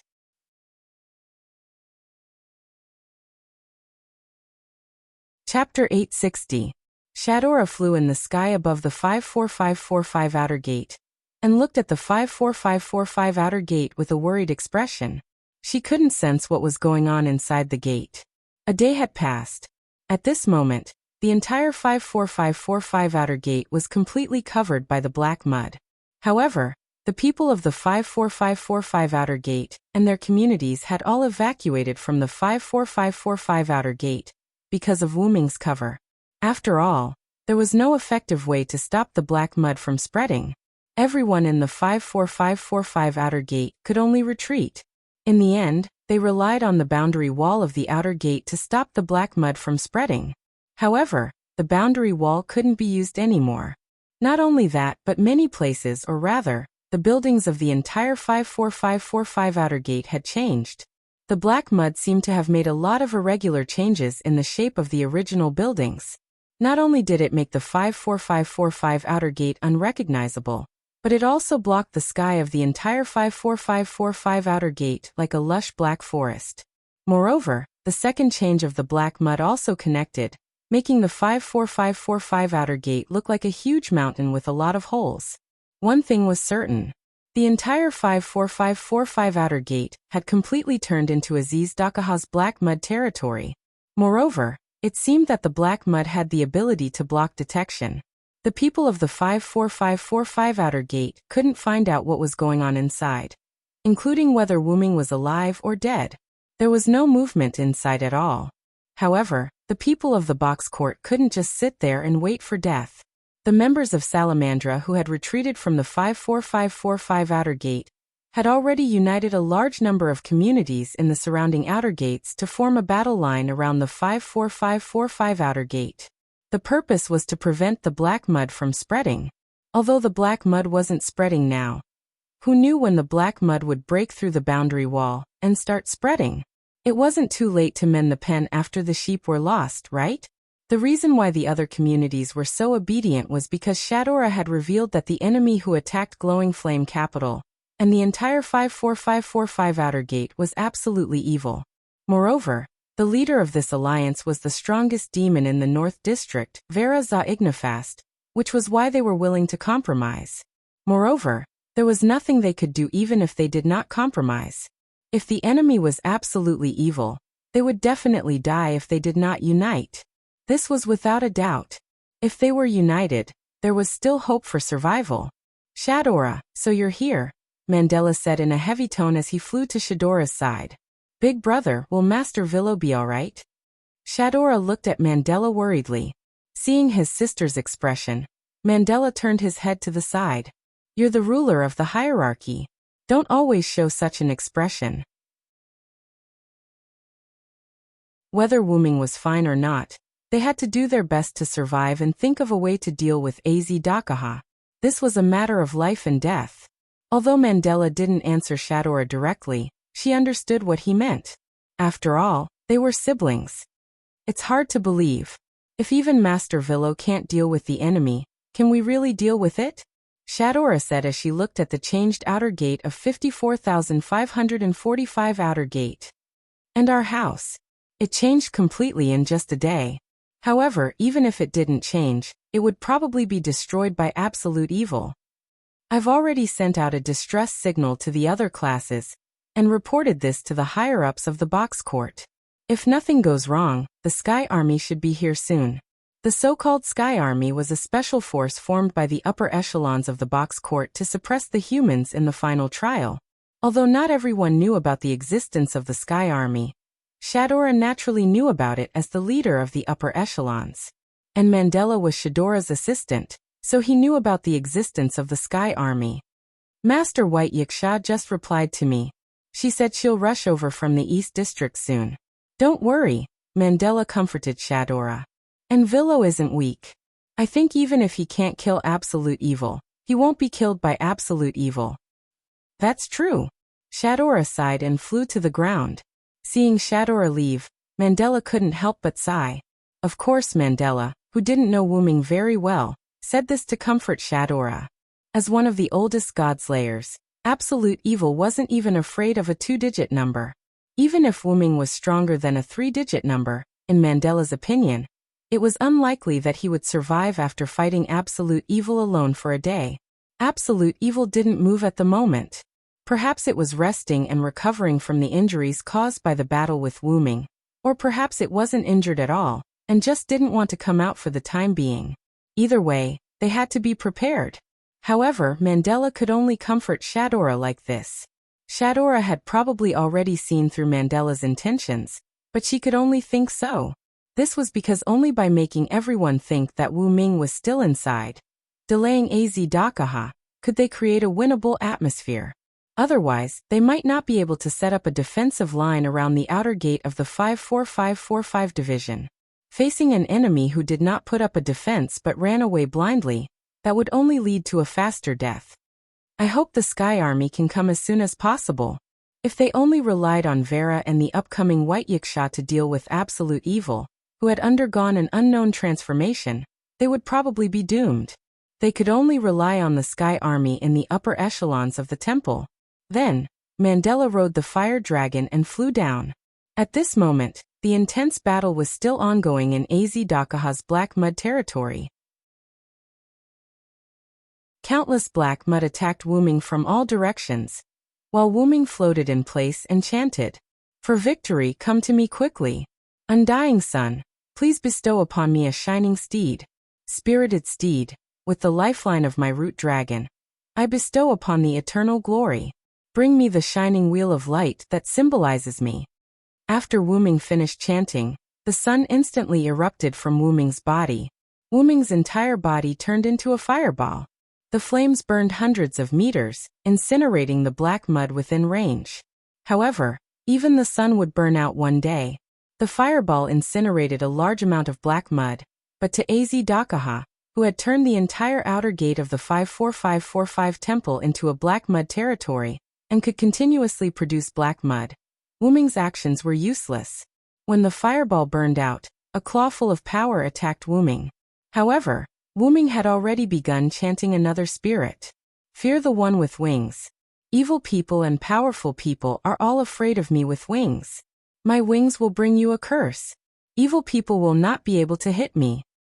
Swoosh! As if he had accelerated in an instant, Wu Ming instantly left his original spot, and the owner of the claw missed. Upon closer inspection, it was the pitch-black Az Dakaha. Wu Ming, who had flown to the other side of Az Dakaha's team, steadied himself and sneered. "Don't always rush over after fainting.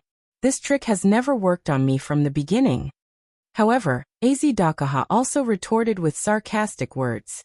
"So what? You can't take advantage of me either." Then Az Dakaha smiled smugly. "Don't forget, you are now trapped here by me."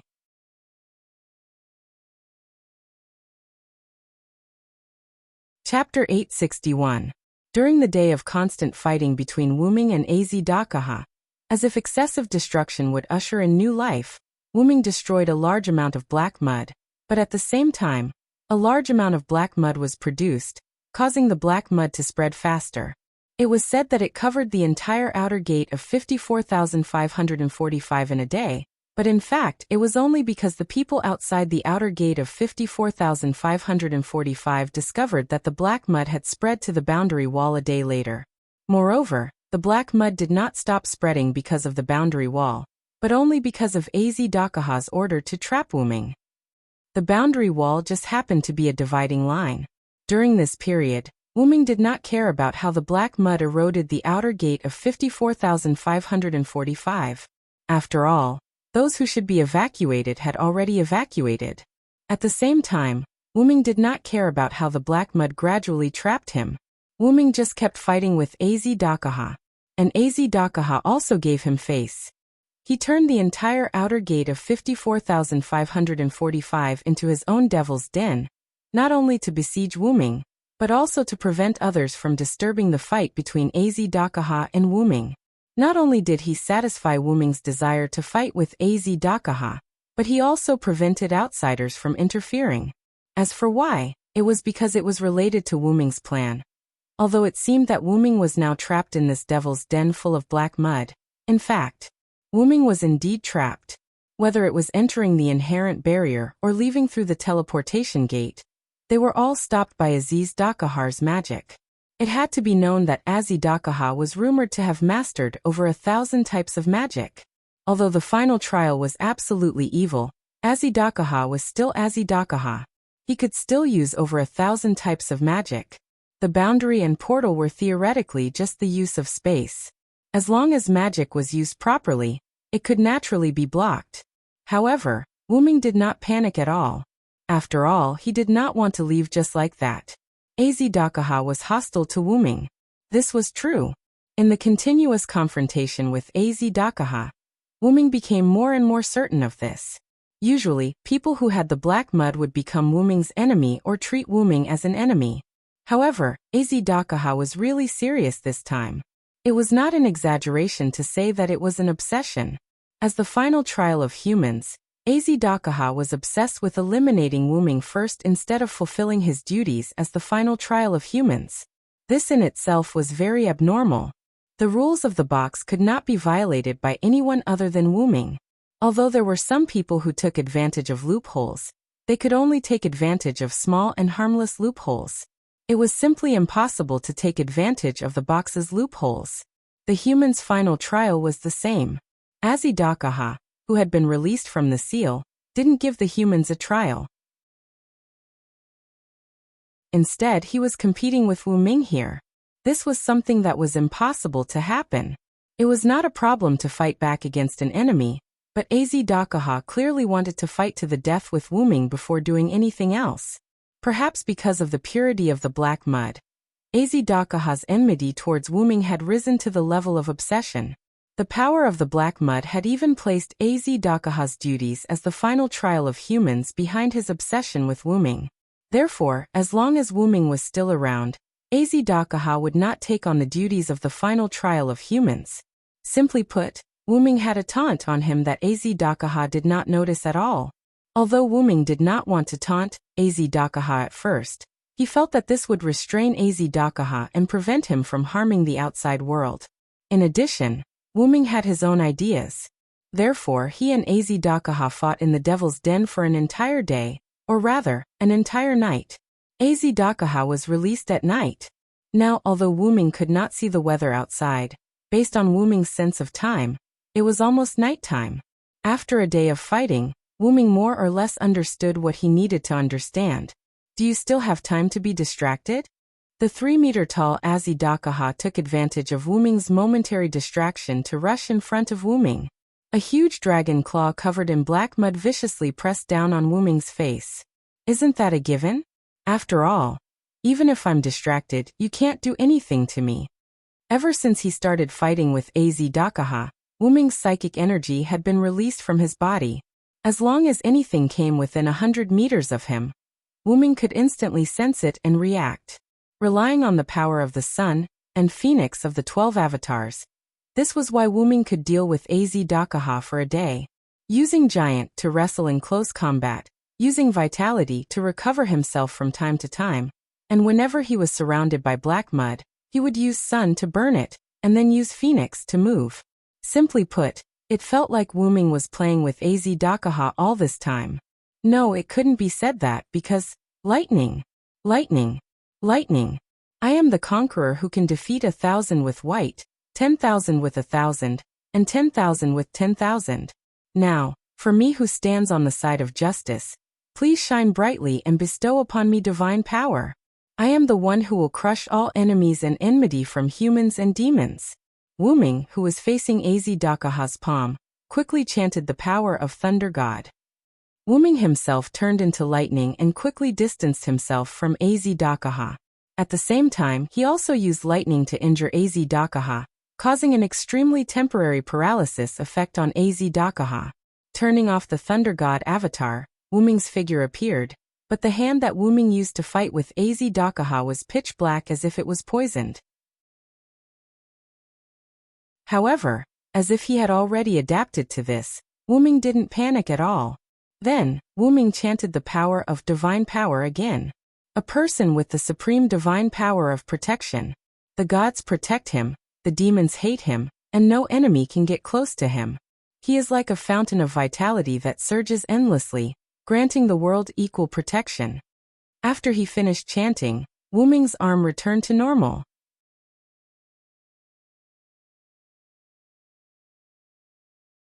Chapter 862. Sure enough, it's not only the blade of salvation that has the aura of origin, but so does my authority. In fact, Wuming had long discovered that his authority had a weak restraining effect on Aziz Dakaha, or rather, the black mud on Aziz Dakaha's body. After all, the 12 avatars were the same as the blade of salvation. They were existences that had been baptized together with Wuming in the origin, so they naturally carried the aura of origin. In other words, his authority also had the ability to restrain Aziz Dakaha, although it was very weak. Similarly, the vitality also had a certain recovery effect on the corrosive damage caused by the black mud, so Wuming, who previously did not dare to fight Aziz Dakaha in close combat, dared to do so now. However, because the recovery effect was not very optimistic, Wuming could not excessively come into close contact with Aziz Dakaha for too long. If he came into contact with him too much, the vitality avatar would lose its effectiveness. However, this power alone was far from enough. Whether it was the blade of salvation or the 12 avatars, they contained too little power of origin. Even if Aziz Dakaha was killed in an instant, Aziz Dakaha would be healed by the black mud. In addition, this place had now become Aziz Dakaha's black mud cave. If he did not clean up all the black mud, Aziz Dakaha's injuries caused by origin would completely disappear as soon as he came into contact with the black mud. No, perhaps even injuries not caused by origin would be healed by Aziz Dakaha. For example, right now, although Aziz Dakaha had injured Wuming in the previous exchange of blows, he had also been injured by a trace of origin power in Wuming's Thunder God avatar. However, a black mud tentacle approached Aziz Dakaha and gently touched him. Aziz Dakaha's injuries were immediately healed, and it was impossible to tell that he was injured at all. From this, it could be seen that Wuming was still unable to completely destroy Aziz Dakaha. Without power, you can't do anything to me. You can only be a lowly mouse in my cage, being toyed with by me. Ha ha ha. It was as if he was quite satisfied with Wuming's helpless look, but his laughter only added to the despair. Wuming wasn't a human. Wuming wasn't human. After adjusting his breathing, Wuming began to ponder. According to Az Dakaha, it seemed like he had never used his full strength and was only playing with Wuming. Wuming did not think that Aziz Dakaha was bluffing. Aziz Dakaha had once fought against millions of gods and was not at a disadvantage. Although there were only 3 digits of him, he was no weaker than the 2 digits of humans in the final trial. Just the god spirit level body created from his blood alone was enough to make him suffer. By the way, this information was obtained from Galji by Wuming's clone. This information was mixed in with the Lune runes from before. Perhaps it was because Aziz Dakaha was covered in black mud, but Wuming had never seen Aziz Dakaha use the blood clone technique. However, this technique should be considered passive and could not be used actively. Moreover, Aziz Dakaha's blood had probably been assimilated into the black mud. Did that mean this technique could not be used? Wuming was overthinking things. Since the blood had been assimilated by the black mud, didn't that mean the black mud was Aziz Dakaha's blood? Roar! Suddenly, Aziz Dakaha roared. Under Wuming's solemn expression, blurry things appeared from the black mud. There was no doubt that these were Aziz Dakaha's clones. Roar, roar, roar! These indistinguishable black clones roared in unison, and then rushed in Wuming's direction. Or it could be said that they were carried by the black mud and flew over. It seemed that Aziz Dakaha was not prepared to continue playing with Wuming. Coincidentally, Wuming had the same thought. God says humans are sinful. God says humans need to be purified. Thus, I bestow the flood upon my body. In the name of the Supreme King, I will grant the people of the world equal relief. Wuming slowly chanted the spirit of words until the Az Dakaha clone at the front was extremely close to Wuming. The spirit of words had just finished chanting. In an instant, an ocean-like wave surged out of nowhere from Wuming's back, washing away all of Aziz Dakaha's doppelgangers and a large amount of black mud. In an instant, the flood erupted. The flood that submerged the entire outer gate of 54,545 caused Aziz Dakaha to raise his height.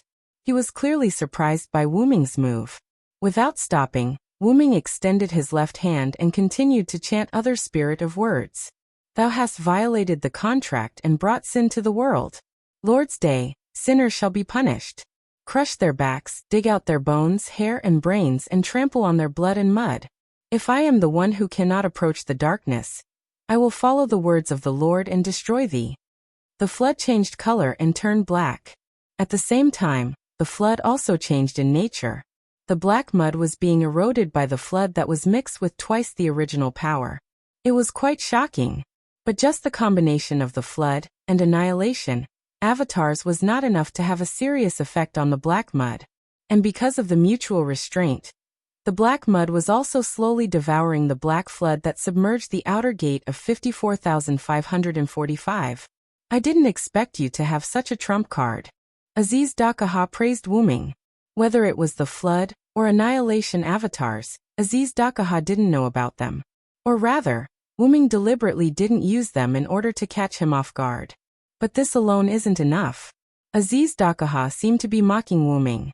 The shadow wings on his back suddenly spread out, and a large amount of black mud seemed to be recreated. It swarmed out from Aziz Dakaha's back and increased the amount of black mud. It also accelerated the rate at which the black mud was eroding the Black Sea. But what surprised Aziz Dakaha even more was what came next. Lightning. Lightning. Lightning. I am the conqueror who can defeat 1,000 with white, 10,000 with 1,000, and 10,000 with 10,000. Now for me who stands on the side of justice, please shine brightly and bestow me with divine power. Reaching out his right hand, Wuming chanted a new incantation. Countless thunderbolts mixed into the black flood. The black flood with thunderbolts was temporarily on par with the replenished black mud. At this moment, Wuming's two outstretched hands suddenly clasped together. I am the one who will crush all enemies and enmity between humans and demons. Suddenly, Wuming adjusted the Thunder God avatar to the maximum output. Suddenly, the area contained by the Black Sea, or rather, the entire outer door of the 54545 division, was filled with thunderbolts. The Black Sea instantly became a sea of thunderbolts. However, the large amount of thunderbolts didn't spread to the surroundings. Instead, they evaporated the entire Black Sea. The entire Black Sea was disappearing at a speed visible to the naked eye. Is his brain damaged? Or is it that he didn't control his moves well? Aziz Dakaha mocked Wuming's play of his own attack, canceling out his own attack. But then, Aziz Dakaha realized that something was wrong, because his entire black mud den was covered in fog.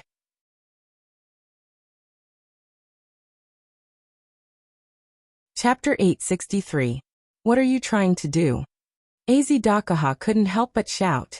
The black ocean that had been evaporated by the Thunder God's incarnation had now turned into mist and filled the entire black mud cave. Moreover, from the outside, billowing white fog could be seen emerging from the numerous holes in the black mud cave, as if the interior was on fire. The thick fog had indeed attracted the attention of outsiders. What's that? Someone shouted. Some people noticed the mist that was coming out of the cave. Gradually, the large number of community members surrounding the 54545 barrier put down their work one by one and looked at the devil's den that was emitting thick fog. Many brave people flew into the sky, hoping to observe from a closer distance. Smoke? No, it's mist. Mandela rode a flying dragon into the sky. It would be easier to investigate the mist. After checking the defensive grace that he had prepared, Mandela piloted the wyvern in the direction of the fog to begin his investigation. In the sky not far away, White Yiksha was flying toward them. Because they knew the seriousness of the matter, the outer gates around the 54545 outer gate had been controlled by the North District's hierarchy and sealed off. As a result, White Yiksha could only move to the nearest outer gate that was sealed off and use his own methods to come over. White Yiksha, who had no convenient method, could only fly over. This power. The thick fog also attracted White Yiksha, who had just rushed over. This caused White Yiksha, who was about to land, to give up on his plan. Instead, he headed straight for the devil's den. Wuming had used flood in front of White Yiksha. The mist was very similar to Wuming's flood. Or rather, it had the exact same aura.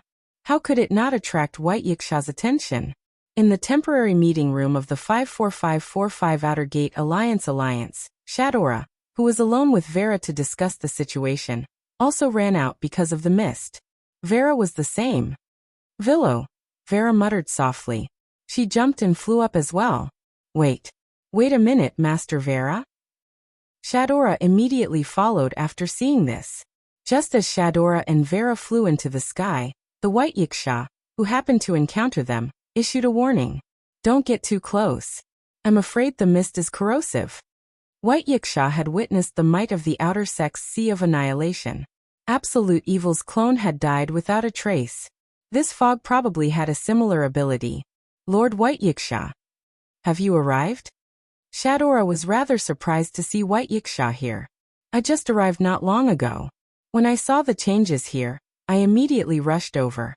White Yiksha nodded at Shadora and Vera. We rushed over because we saw the changes here, Shadora replied. Then, Shadora looked at the temporary base of the community. Taking a closer look, these communities seem to be very close to the boundary wall. If the corrosive mist were to spread, it would be terrible. Shadora asked. Lord White Yiksha, do we need to inform the surrounding communities to retreat? Although she was in the same class as White Yiksha, compared to White Yiksha, there was nothing wrong with Shadora asking White Yiksha whether it was strength or experience. However, Vera answered Shadora instead of White Yiksha. This is a gift from the Villo. It has the aura of a Villo. Vera meant that there was no need to retreat. Not only that, but Vera also gave White Yiksha the urge to rush in. Don't act rashly, Vera. Seeing that Vera had such an impulse, White Yiksha said to Vera. Then, White Yiksha turned to Shadora. Let's get the others to retreat first. After all, I don't know what's going on inside. Okay, Lord White Yiksha. I'll inform everyone now. But at this moment, a figure fell from the sky.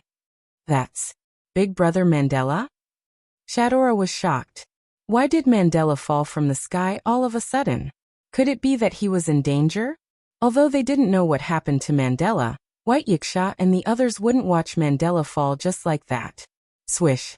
Suddenly, White Yiksha shot out at the speed of a rocket, easily rescuing the fallen Mandela, and the wyvern carrying Mandela. Vera and Shadora also flew over one after the other. Big Brother Mandela. Shadora yelled and flew to White Yiksha's side. White Yiksha held the unconscious wyvern in one hand, and the unconscious Mandela in the other. His expression was rather solemn. No matter if it was the wyvern or Mandela's body, or rather, their skin was filled with burn marks. They must have been accidentally corroded by the spreading mist during the investigation. But don't worry, it's just a severe burn on the skin.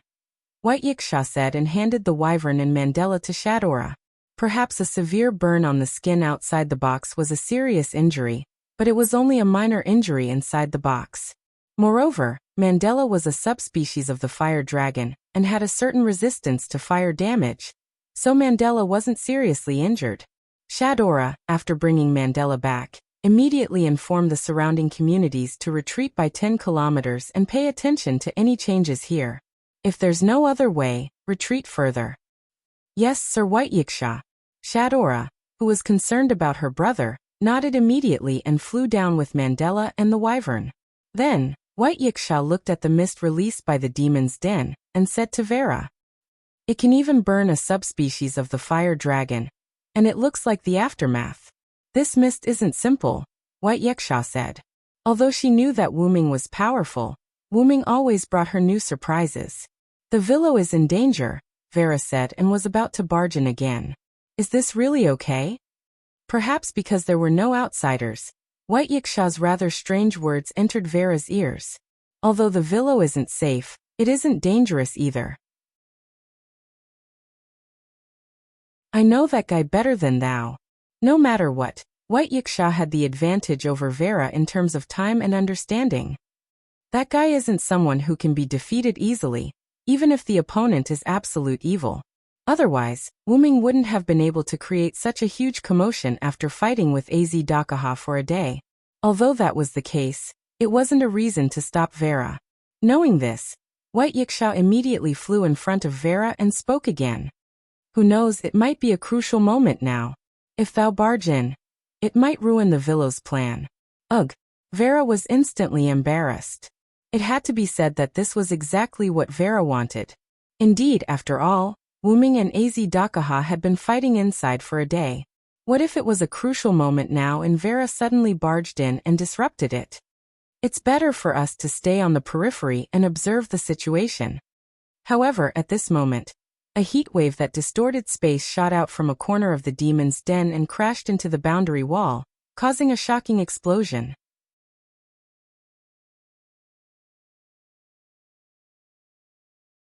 Chapter 864.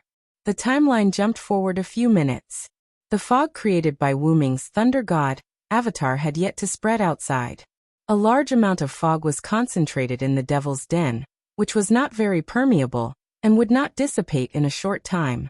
First, the fog corroded the interior of the devil's den, and the interior of the devil's den was completely filled with black mud. Hiss! When the fog came into contact with the black mud, there was the sound of something being corroded. The corroded black mud had no choice but to passively endure it because the fog was too small. Unless the black mud filled the entire devil's den, it would not be able to do anything. What is this?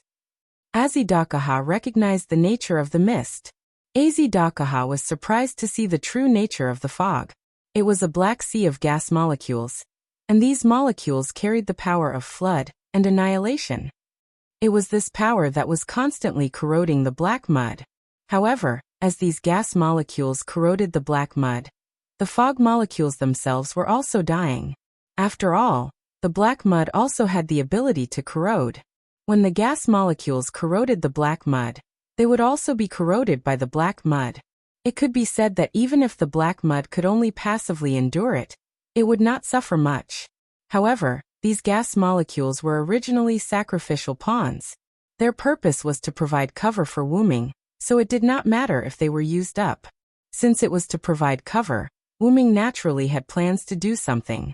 As an existence with a similar mind, Azedakaha would not just wait for Wuming to continue. Don't even think about it. No matter what Wuming wanted to do, Azedakaha would not let Wuming have his way. As he spoke, Azedakaha opened his mouth. The inside of his mouth was also covered in black mud. It was so dark that no one could tell what it originally looked like. Only his black fangs were as sharp as ever. In this pitch-black mouth, flashes of flame suddenly appeared between the fangs and moved restlessly. In an instant, Wuming, who was hidden in the fog, could clearly feel that the world had begun to shake. Legend had it that the three-headed mystic dragon was a human king who was guided by the evil god of the sect of fire, Angola Manuel. Before he was defeated, he had destroyed a third of the world. This inheritance that destroyed a third of the world became Azedakaha's gift in the box court world. It was also known as the strongest gift of the lightning series, the Kvarina of the Hegemon's halo. At this moment, the radiance of the Kvarina that Azedakaha spoke of gradually solidified.